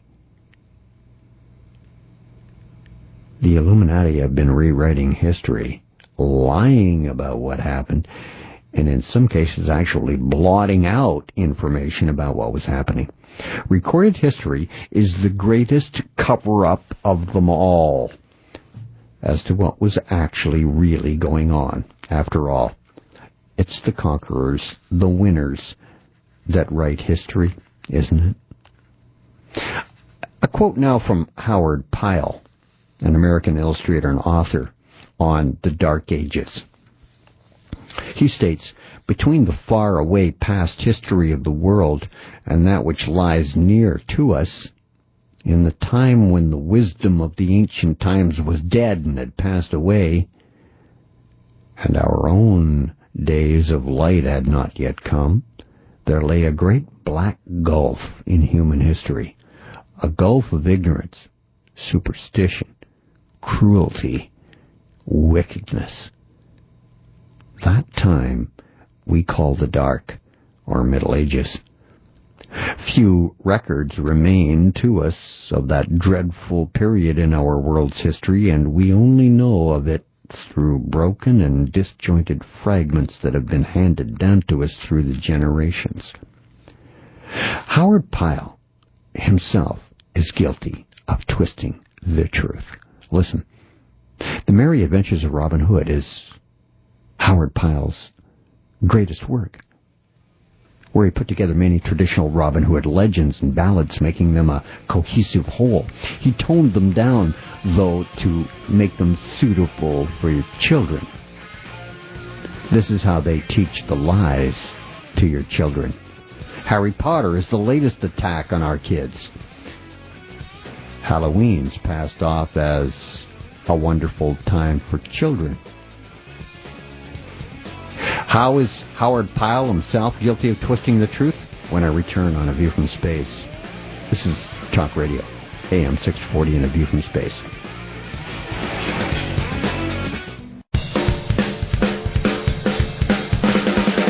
He goes deeper into today's headlines than anyone else dares to go.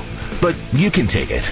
This is A View from Space with the Spaceman on AM 640. I'm the guy that calls space. It's A View from Space on AM 640. Talk Radio. You can email me at space@640toronto.com. Spaceman@640toronto.com. Again, I can't thank you enough for the information you provide me. Just a moment ago, I was talking about the West Memphis 3. I didn't mention Peter Jackson's name, but someone's just emailed me with the information that's a follow-up to that show, really, where Peter Jackson is trying to aid one of those West Memphis 3. You see, I believe that cult that Peter Jackson belongs to, that Johnny Depp belongs to, that there are a few others that slip my mind at the moment, that were involved actively trying to free them for years. They spent 18 years in jail. And just a moment ago, Peter Jackson story broke that. He is trying to aid one of those West Memphis 3 and doing it publicly. I mean, they're getting away with murder. And making not millions, billions. Now, just before the break, I said when I return, I'll show you how Howard Pyle himself is guilty of twisting the truth. Well, his greatest work is The Merry Adventures of Robin Hood, putting together a whole bunch of legends and ballads and making them into a cohesive whole story.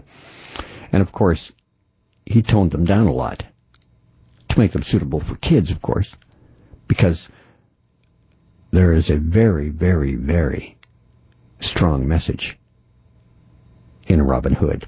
And it's not about stealing from the rich and giving to the poor. It's about crusades.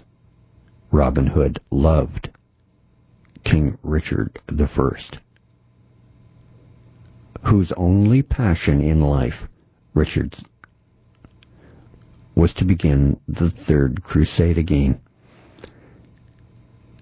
Of course, to take Jerusalem from the Muslims, demonize Christianity, put his family member in the temple in Jerusalem and ruled the world from there.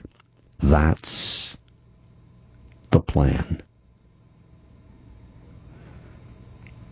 So you see how he will twist information to make them suitable for children, because this is how they teach the lies to our children, witchcraft to our kids. Harry Potter is the latest attack. Halloween is passed off today as a wonderful time for kids. Well, this is how Howard Pyle himself is guilty of twisting the truth. He modified the ballad Robin Hood's Progress to Nottingham. He changed it from Robin Hood killing 14 foresters for not honoring a debt to Robin defending himself against a band of armed robbers. That's a lie, then, wouldn't it be? Not just twist. That's a lie.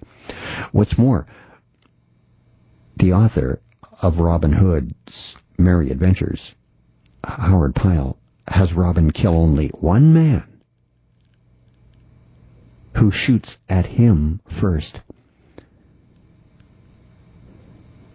There are tales in which Robin steals all that an ambushed traveler carried, such as Robin Hood and the Bishop of Hereford, are changed so that the victim keeps a third, and another third is, well, dedicated to the poor. A little charity going on with Robin Hood. What a wonderful person he is. And backing the Crusader, King Richard I. The Battle of Bunker Hill, Howard Pyle, 1897, shows the second British charge up Breed's Hill. It's inaccurate in showing the march going over the fallen casualties in the first charge. In fact, the first charge was against a rail fence, which would have been on the far right of the scene. Pirates fight over treasure in a Howard Pyle illustration also. Pyle did not have much more concern for historical accuracy than the original balladeers, who were the bards in those days, did either. The bards were the media in those ancient days. They spread the propaganda for those in power, the Druids. The ones in power were the Druids, are the Druids. The secret force behind the kings and queens are the Druids, who guide them through their reign using the ancient art of black magic, witchcraft, to keep the power.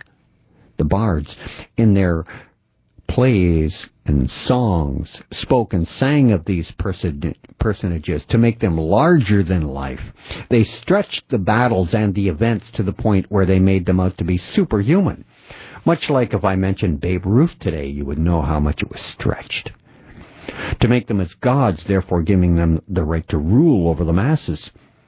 They went from town to town, the bards did, putting on plays, singing songs that transformed the elite acts into acts of heroism through their superhuman abilities. You see, the Druids, sun worshippers, were in fact the government in those days, the law, and the priests in those times. So I've already stated, the bards, who played the role of today's media in those times, twisted and lied outright about real events that took place, just like what Howard Pyle did in his adventures, Merry Adventures of Robin Hood. Another example of what I mean. It's found in what's now called a classic piece of literature, The Merry Adventure of Robin Hood. Author, Howard Pyle. He alters the name of the Queen Consort in the story, Robin Hood, and Queen Catherine to Eleanor of Aquitaine, which made the tall tale sync up with the timing in history, where King Richard I, whom Robin Hood fights for and badly wants back on the throne of England, fights against the exiled king's brother, the mean, awful King John. The key to understanding here is that King Richard I's highest priority again was to begin the Third Crusade, to take Jerusalem. The Kabbalist leaders of London came to his court, in fact, bearing valuable gifts to help him pay for that crusade. But as they were not allowed in the royal court, they were beaten and even caused riots in England. King Richard I was profoundly disturbed at this backlash of the people, these Kabbalists, who were ready to give him everything that he needed for the Crusades, but were attacked. He was trying to raise all the money he could for his crusade by selling anything that he could. He knew the family plan and wanted to get it done himself, and wanted King Richard I of the Merovingian bloodline, to be that global leader and rule the world from Jerusalem. That's why he wanted badly to go on the crusade, the third one. And that fight continues with that bloodline today. That's how we know it's the royal family that is pulling the strings in the Middle East. That fight continues today. It's merely the continuation since the beginning of the Garden of Eden of the satanic quest of pitting one badly splintered religion against another badly splintered religion in order to demonize both, with the end goal of blaming all the world's wars and problems on those two religions in order to form a one-world government as the only way to peace, and ultimately to replace these religions with only one religion, Luciferianism, which places one king, possessed by Satan himself, sowing himself, on the throne of the world to be worshipped as God.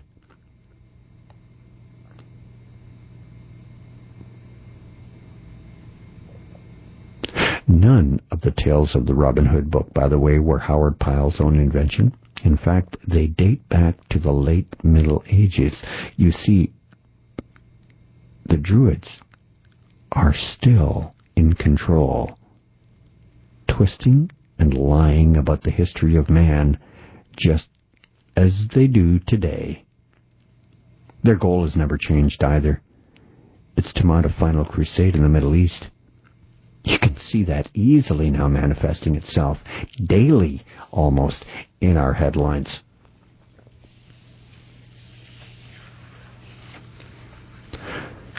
The fullest account of the Druids and their religion is that which is given by Julius Caesar in his history of his wars in Gaul in 59 to 51 BC. Caesar is insistent that Druidism originated in Britain, although there was no necessity to believe that all the features of the religion as it was practiced in Gaul were present in Britain.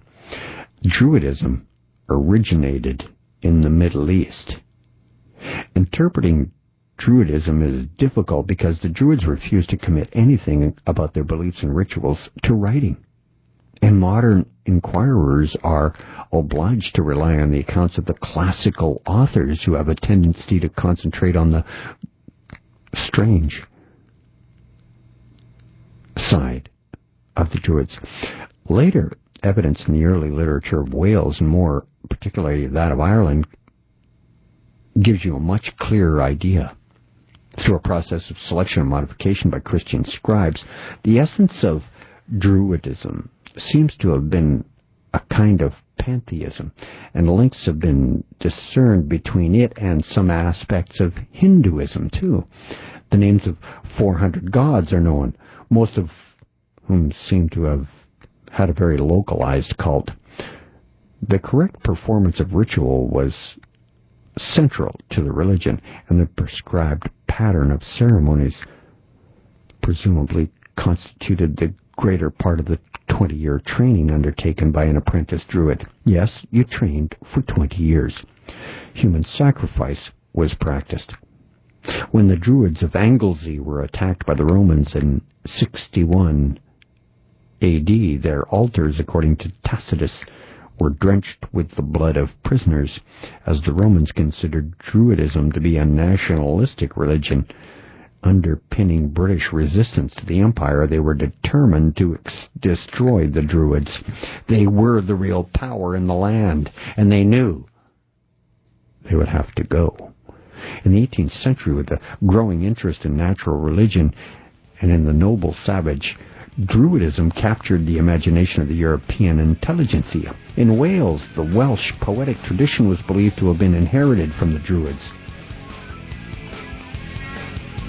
More on this when I return on A View from Space, Talk Radio, AM 640.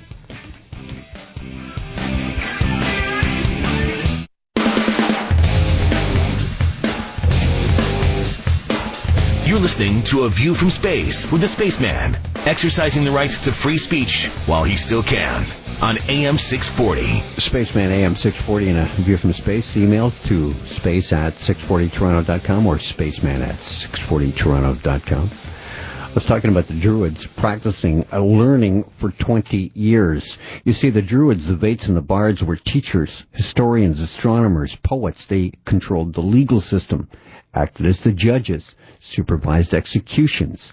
Each Druid was required to learn by heart the whole of the law, teaching poetry, story, myth, religious observance, astronomy, astrology, genealogy, tribal history. So you can see why it would take up to around 20 years. Guess who is going through all of this? Prince William. Brought up by the Druids. They also had a fearsome reputation for magic. They were believed to have the ability to raise storms, winds, and mists, to make the sun stand still in its course. They could divine the secret names of the gods of their enemies and call these out in battle to make the opposing tribes tremble with fear. In the middle of a war, they can even command the opposing factions to lay down their arms. More than 2,000 years ago, in an area we know now as Ireland, Scotland, and Wales, Druid priests capitalized on fears by nurturing the belief that evil spirits were responsible for bringing about the advent of cold weather, shorter hours of daylight. To placate the spirits, the priests initiated a festival honoring Samhain, the Lord of the Dead. The festival was on October 31st, the day before the beginning of the Celtic New Year. This New Year's Eve celebration gradually grew to ominous proportions. Yes, they made people extinguish all of their hearth fires and to gather around the huge bonfires on hilltops. And you were not allowed to have fires in your house unless it was lit by one of the flaming embers from one of the large fires. And they were the ones to reignite the hearth fires in each home. They controlled them down to where they could get the start for their fire for the year. That's where it all came from. This day of ghosts, you'll be celebrating witches and goblins and grotesque creatures. It's also a day of orange and black, of candles and jack-o'-lanterns.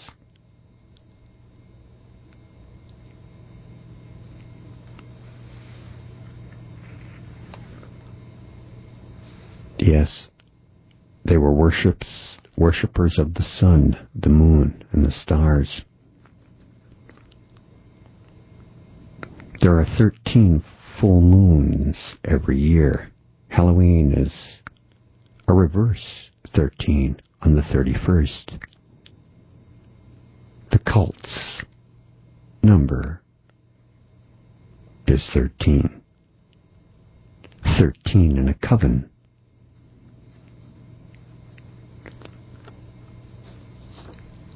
Witches have special days for celebrating each Sabbat.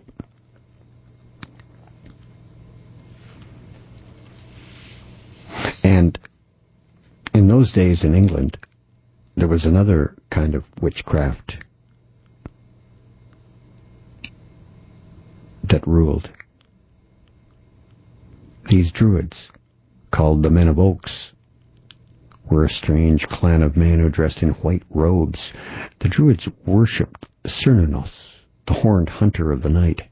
Halloween was sacred to the Druids because their sun god receded to the underworld on October 31, which is why darkness increased and light decreased according to their reckoning. Now,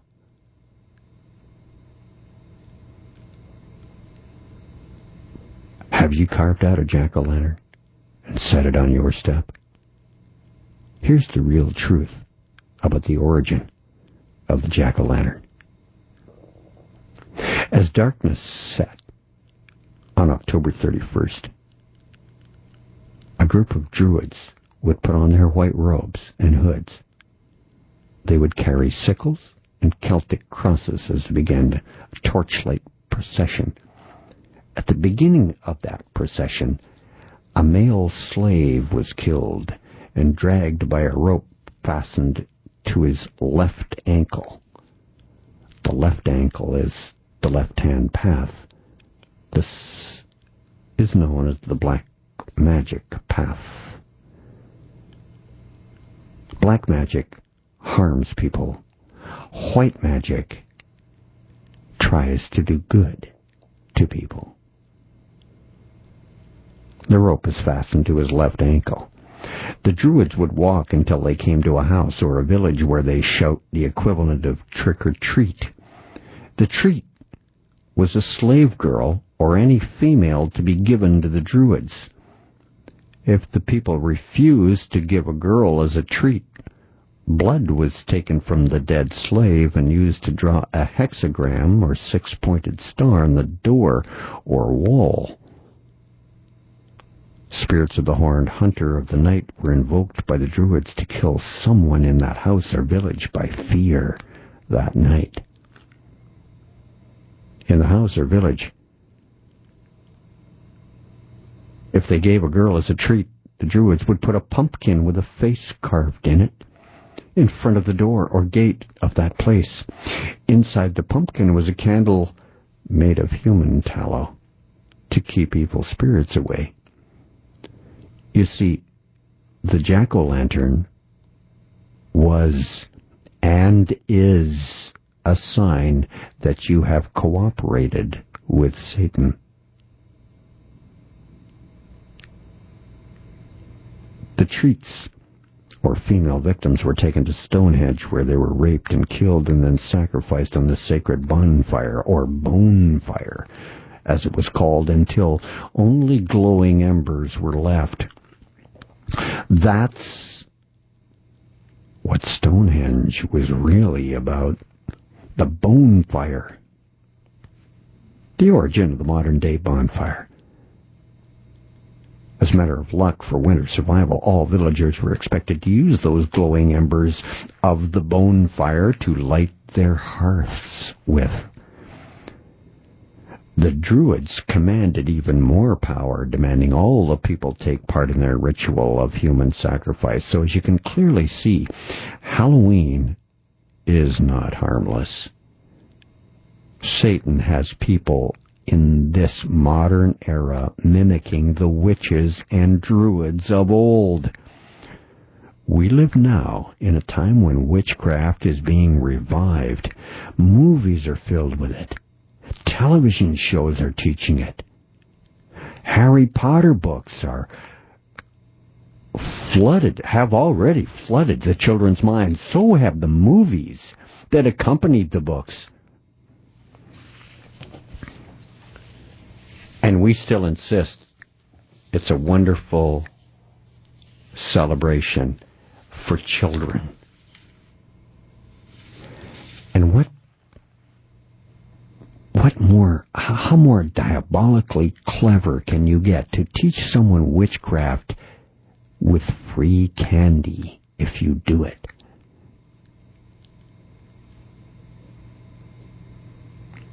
You ever wonder where the source of black and orange as the colors of Halloween comes from?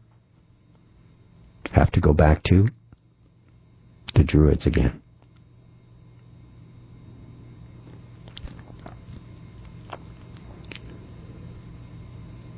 Dark vestments, black, brown or purple were worn by the Druid priests. The candles used in the services were of unbleached beeswax. You know what the color of unbleached beeswax is? It's orange. The Druids borrowed those colors for their own. In the occult, black represents knowledge. And the beehive gives the beeswax. And if you look at the structure of nature setting up a beehive, that is exactly the way the Illuminati want to set up the next system, the New World Order, with the queen bee at the very top, and the drones and the workers and all the rest of them in their own little spots.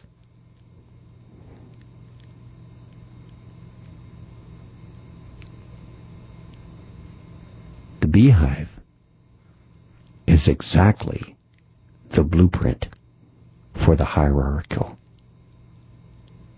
assembly of the New World Order to come.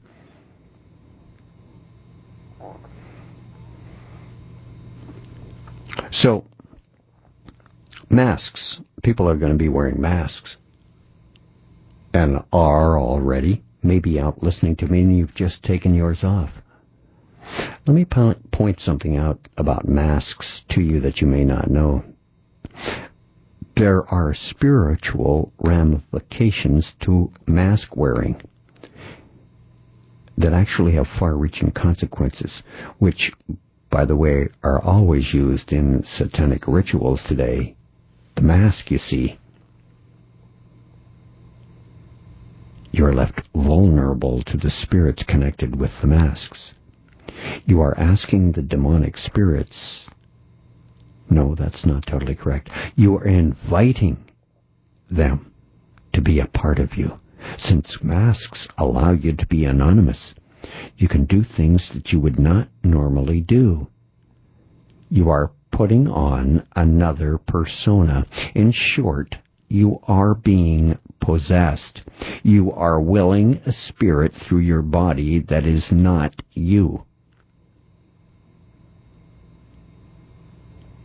We are meant to keep our own identity. There is no other person in the 7 billion of us here that is like you. You are totally and absolutely unique. There is only one of you. There will never be another either.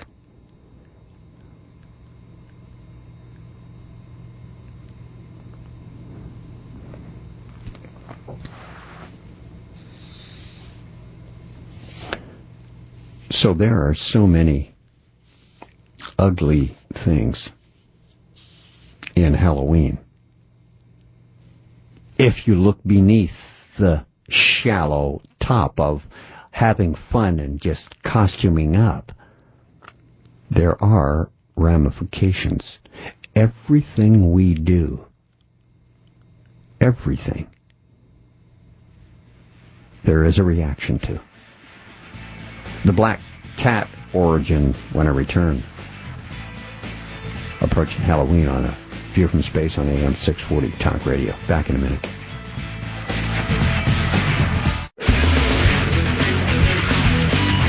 The ancient mystery religions, numerology, the Holy Grail decoded, and he goes deeper than a black hole into today's headlines. This is A View from Space with the Spaceman on AM 640. I'm the Spaceman. It's A View from Space on AM 640. You can email me, space@640toronto.com or spaceman@640toronto.com. Thanks for the ones I've already received. I really and truly appreciate them so much. Now, sweets and trick or treat. Free candy. What better way, as I said, to bait a person, little children, into wanting, waiting, desiring to take part in this macabre ritual.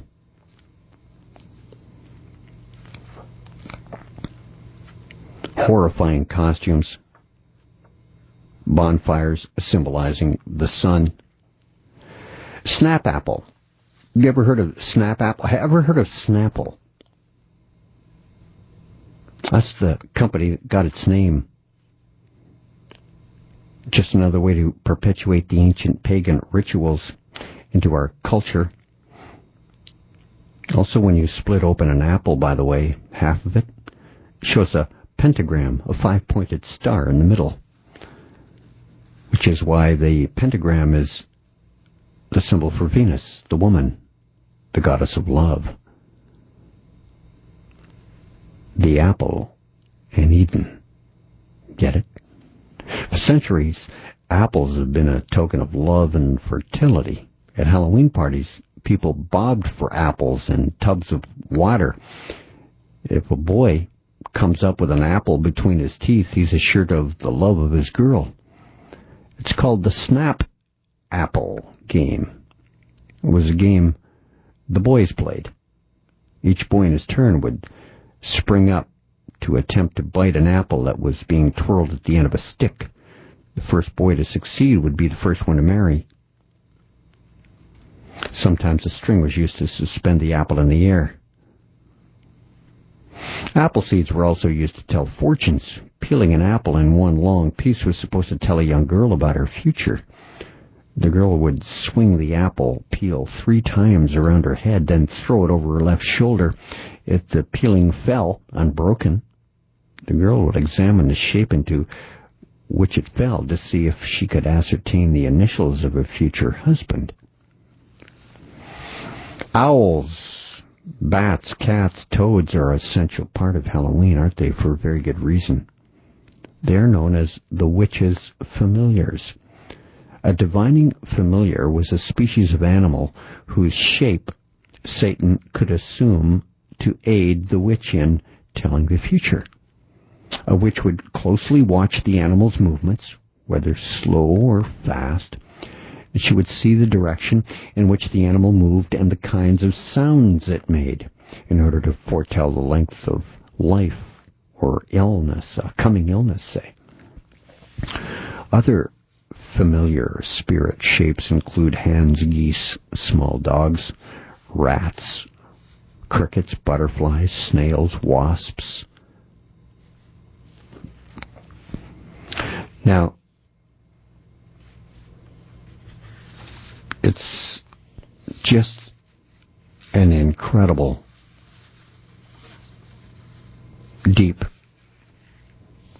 mysterious past that Halloween has that no one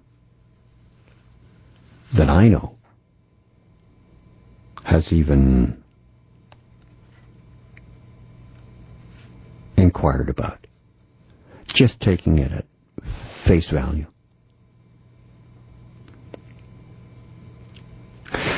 And also, it's a very occult date, very important, very powerful. It's the highest Illuminati ritual celebration of all of the Sabbats. It's the highest one. October 31st in history. Many important mythological events are said to have occurred on this day, October the 31st. It was on a Samhain day that the Nemedians captured the terrible Tower of Glass built by the evil Fomorians, that the Tuatha De Danann later defeated the Ormors once and for all, that Pwyll won his wife Rhiannon from Gwal, and that many other events of dramatic or prophetic nature took place in the Celtic myths of antiquity. In his 17th century work, History of Ireland, Geoffrey Keating wrote that the Fomorians demanded milk, corn, and 2/3 of the newly born children from the ancient race of the Neamhead for human sacrifice on the eve of Samhain. Many of these events and occurrences had to do with the temporary victory of the forces of darkness over those of the light, the constant struggle or tension between the forces of duality in nature, which they're applying even today, between up, down, light, shadow, good, evil, yin, yang, signaling the beginning of the cold and dark half of the coming year. Yes, human sacrifice on Halloween. It's their highest witching holiday.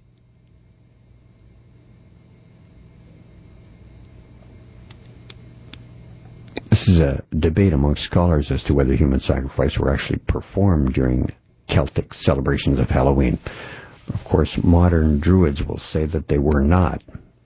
They say that the only evidence that this custom was practiced is referenced in an ancient Roman document by Julius Caesar. We do know that human sacrifice was practiced in this part of the world in ancient times because of several bogman mummies preserved in the peat bogs that show signs of ritual killing. It's still going on today. Of course, there would be no mention of any humans that were sacrificed in any fire. The word bone fire comes from a compound English words of bone and fire, meaning a fire kindled upon bones. And according to Jinkanus, a medieval collection of the lore of prominent places, firstborn children were sacrificed before a great idol to ensure fertility of cattle and crops. So an Eve was a night of dread and danger.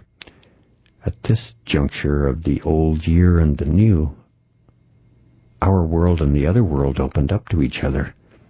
The dead returned. Ghosts and demons were abound. The future could be seen. The veil between the spirit world and the third dimensional world you and I live in, the physical world, was at its thinnest then. So men could go into the spiritual world easiest, and the spirits could come into our world the easiest.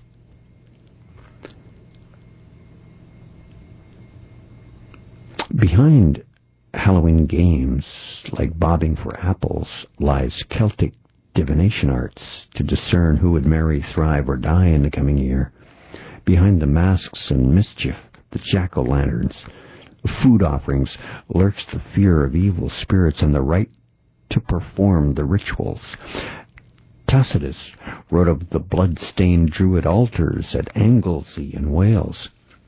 Julius Caesar wrote about the Celtic sacrifices. The whole nation of the Gauls is greatly devoted to ritual observances, and for that reason, those who are smitten with the more grievous maladies and who are engaged in the perils of battle, either human sacrifice victims or vow so to do, employing the Druids as ministers for those sacrifices.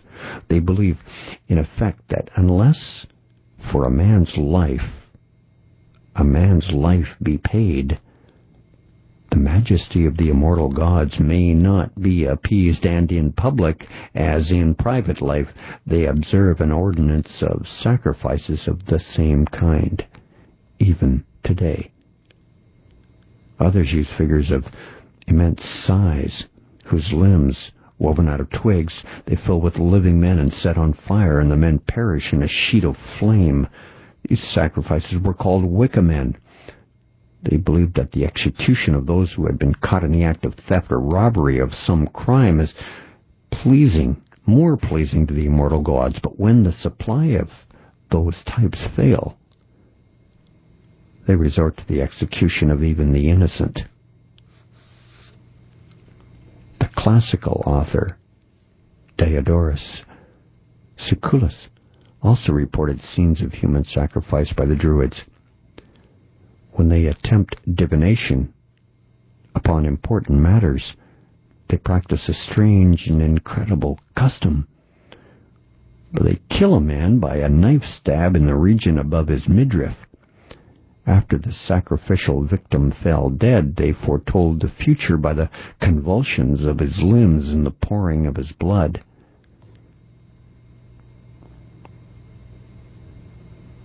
1984 was the latest discovery of a sacrificial victim in Cheshire, England. Helped validate the reality of ritualistic human sacrifice by the Druids. It was a well-preserved young man who had apparently belonged to an elite social class in the second century, second century BC. After a couple of blows, sharp ones to the head, he had been strangled. Then, like the countless sacrifices to Aztec Mayan gods, his body had been drained of the blood needed to please and appease their gods.